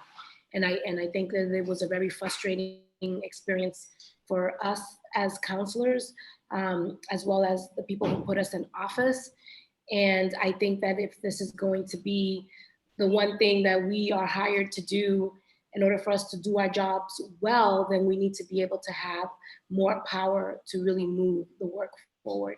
So I'm here for all of it. Councilor Edwards, I really do appreciate your leadership in this space and looking forward to joining you. So please sign me on. Thank you. Thank you so much. The chair recognizes Councilor O'Malley. Councilor O'Malley, you have the floor. Thank you, Madam President. I wanted to commend the maker, the District Council from East Boston, ask that my name be added, and just briefly sort of offer a historic perspective on these important, but certainly initiatives that have some great precedents. It was about 25 years ago, the clerk will correct me because she was counselor at the time, I believe, where there was the last charter change, binding charter change for the governance of the school committee. Question 2, I believe it was, back in the mid-1990s. And then it was about 15 years before that, the early 80s, 1983, where residents of Boston voted to change the structure of our very body. Of course, it was 9 at large, going to 9 districts and 4 at large. So I bring up these 2 examples that have occurred in my lifetime to underscore the fact that a city charter, much like the Constitution, is a living, breathing document, and one that we should have these conversations and we should have these opportunities to weigh in and change. And I think using our most important role, which is financial oversight, financial stability for the city of Boston, to have a better opportunity to be an co-equal partner as a co-equal branch of government with the executive is a very, very sound one, and one that we ought to be not only exploring, but actually doing. So I just wanted to commend the maker again for her very successful day of some really important legislation. Ask that my name be added, and really looking forward to what the next steps are and how that is entailed. Thank you, Madam President. Thank you so much, Councilor O'Malley. Would anyone like to add their names? Madam Clerk, could you please add Councilor Flynn, Councilor Sabi George, Councilor Mejia? You already have Councilor O'Malley. Please also add Councilor Flaherty, Councilor Arroyo. Please, were you adding your name? Please add Councilor Campbell, and please also add the chair. And let me just say that I think this is a game changer. So I want to commend the maker. When she told me about it, that's what I told her. I think this is a game changer. I know we've been talking a lot about our form of government and how the charter, dictates how much power we have, but I'm a firm believer that we have as much power as we think we have. I like to quote Alice Walker, who says the most common way that people give up their power is by thinking they don't have any. And if we know anything about this 2020 council, this council and this meeting alone can demonstrate that, again, what I said at the beginning of the meeting, that our work goes beyond a single vote. And we have demonstrated just in this meeting alone, all of the ways that we are trying to deal with our structures in this city and systemic racism. And so I think this is an important conversation to have around our charter and how we can have a budget process that gives us much more flexibility. I think this is a great compliment to all of the other hearing orders that have been presented. So kudos to the maker and kudos to all of you for doing amazing work. As I said at the beginning, I am really grateful for the opportunity to work with each of you. So with that being said, docket 0851 will be referred to the Committee on Government Operations. We will try to move through the rest of our meeting quickly. We all know we have a meeting in 5 minutes, so let's continue on. Madam Clerk, we're on the personnel orders. If you could please read docket 0852. Docket 0852, Councilor Janey for Councilor Mejia. Councilor Mejia seeks suspension of the rules and passage of docket 0852. All those in favor, please say aye. Aye. Aye. Nay. The ayes have it. Docket 0852 has passed. Docket Docket 0853, Councilor Janey for Councilor Wu. Councilor Wu seeks suspension of the rules and passage of docket 0853. All those in favor, please indicate by saying aye. Aye. Aye. Opposed, say nay. The ayes have it. Docket 0853 has passed. I am informed by the clerk that there are 3 late files. I believe they are all personnel orders. If people want to check their emails to see, but they're all personnel orders, and in the absence of objection, these matters will be added to the agenda. Councilor Sabi George, you have your hand raised, was that? Okay. I'm sorry, Madam President, that's to make a comment at the end of the meeting. Sure, no worries. Okay, so no objections. These late file matters have been added. The first personnel order is being offered by Councilor Sabi George. Madam Clerk, could you please read it into the record? Yes, Councilor Kim Janey for Councilor Sabi George. Councilor Sabi George seeks suspension of the rules and passage of this late file matter. All those in favor, please say aye. Aye. The ayes have it, and the late file matter has been passed. The next 2 late file matters are for me. One of them is for Shane, so let's make sure we get that done. Madam Clerk. Councilor Kim Janey for Councilor Kim Janey. The chair seeks suspension of the rules and passage of this late file matter. All those in favor, please say aye. Aye. Any opposed, nay. The ayes have it, and this late file matter has been passed. And now for the 3rd late file matter. Councilor Kim Janey for Councilor Kim Janey. The chair seeks suspension of the rules and passage of this late file matter. All those in favor, please say aye. Aye. Any opposed, nay. The ayes have it, and this late file matter has been passed. Would anyone like to remove an item from the green sheets? Okay, not seeing any hands raised, we will keep moving on. I do want to make mention, we have suspended the consent agenda during our remote work. Everyone knows the last 3 to 4 months, we have not been doing the consent agenda during the quarantine. And as we safely transition back into our physical spaces, I want to make sure that My colleagues can do resolutions and all of those types of things. So there will be regular office hours for my office, the president, if you need your signatures for your resolutions by our next meeting. So we will have regular office hours and we'll communicate what those are so that we can open up the consent agenda and people can do resolutions once again. So I will follow that up.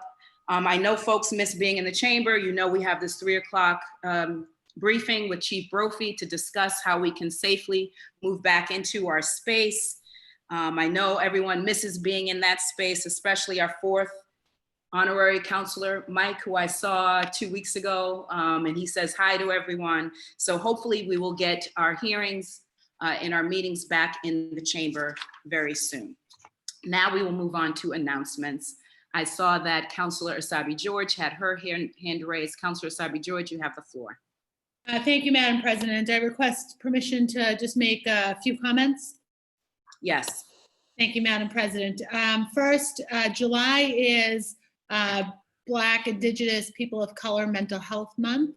And we'll be filing a resolution, myself and Councilor Campbell, later this month, formally declaring it so in the city of Boston, but I wanted to note it today. There are so many culturally specific stigmas around mental health, but people of color also face systemic racism when trying to access the mental health care system. I will talk about these barriers in more detail at our next council meeting, but I think it's important that we take every opportunity to uplift that we need more mental health care providers of color, more providers with different, from various ethnicities, but also with some significant linguistic skills. We also need to make sure that we have a thorough program available for anti-racism training for our white mental health care providers, and making sure just fundamentally that we appreciate everyone's mental health and that access to care is important. My second comment today is about my, I'm just absolutely appalled at the changes that ICE has made regarding the student exchange and visitor program.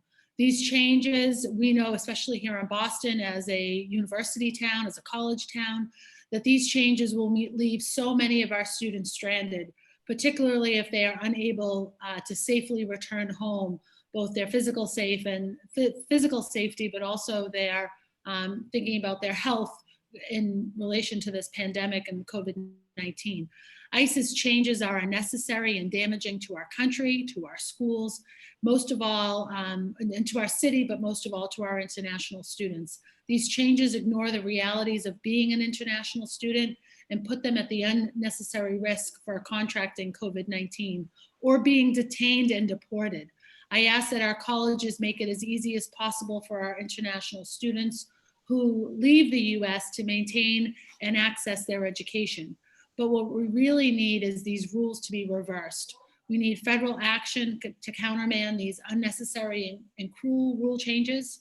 We are in the midst of a pandemic, and we cannot sacrifice the freedom and dignity of our international students. And we cannot ask our colleges to bring everyone back in person to ensure our international students can stay. International students should be able to remain in the US and go to school virtually if their school is so structured. These rule changes will only cause more harm, and they will protect no one in this pandemic. I stand with our international students today and ask that we as a body look into how the city of Boston can protect them and work to undo these rule changes. Thank you, Madam President. Thank you so much. The chair recognizes Councilor Flynn. Councilor Flynn, you have the floor.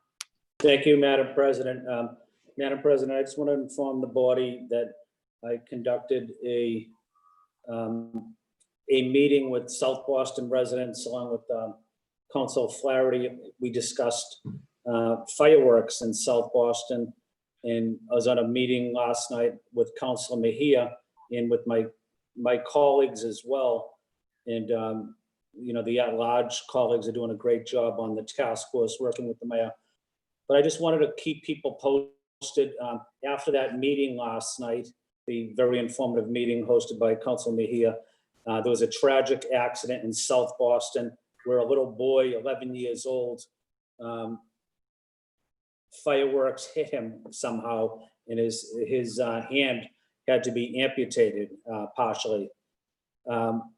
So we continue talking about this issue, and the police are responding, but it's also critical that we continue working with community-based organizations, youth groups, seniors, veterans, other people are concerned about this issue, continuing to update people about the dangers of fireworks. They're having a terrible quality of life impact on so many, but especially our seniors, persons with disabilities, little kids, a lot of veterans with PTSD, even our pets.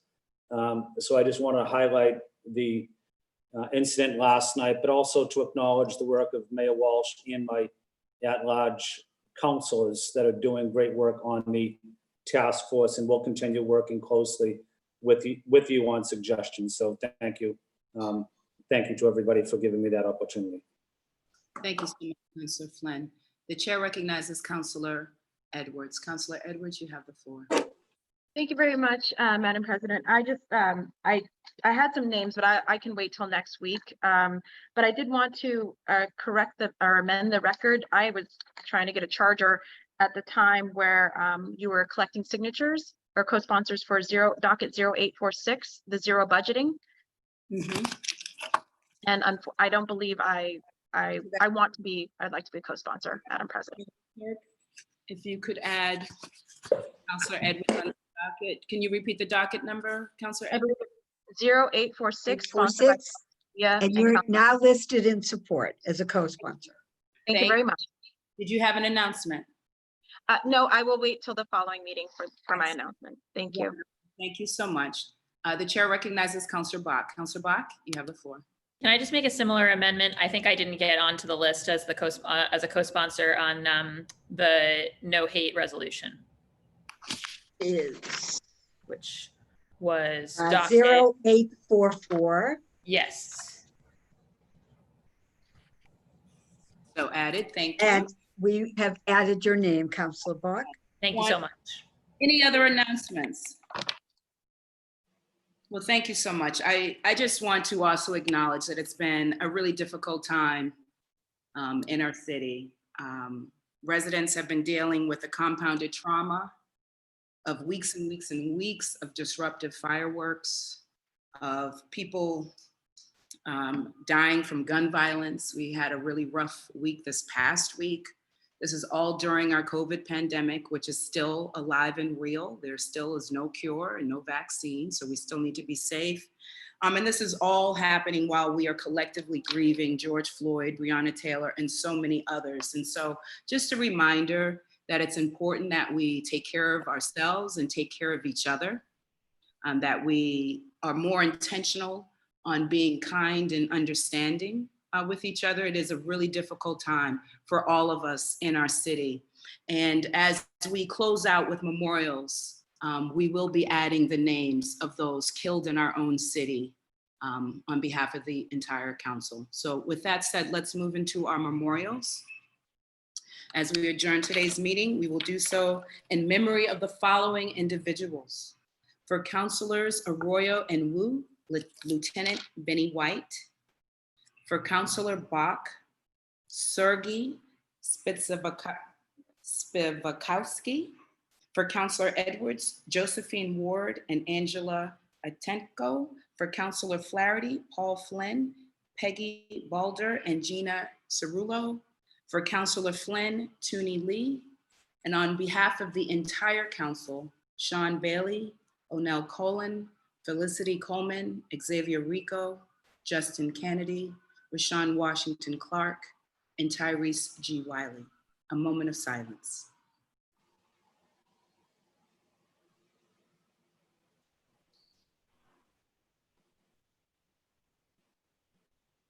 The chair moves that when the council adjourns today, it does so in memory of the aforementioned individuals. We are scheduled to meet again on Wednesday, July 29th at 12 noon. Hopefully we'll be in the chamber, but just in case we're not, viewers can definitely watch the meeting on YouTube by visiting boston.gov/city-council-TV. You mean July 15th, right? Not 20th. July 29th is our next council meeting. Oh, it is? Yes. Oh. So let me finish with this. July 29th is our next council meeting. It will be at 12 noon. Hopefully in the chamber, but just in case it's not, people can go to YouTube and watch at boston.gov/city-council-TV. July 15th is a break. Enjoy it. Mejia and all others. All those in favor of adjournment, please say aye. Aye. Aye. See you guys in the chamber. Thank you so much. Enjoy the break. Oh, I didn't know that.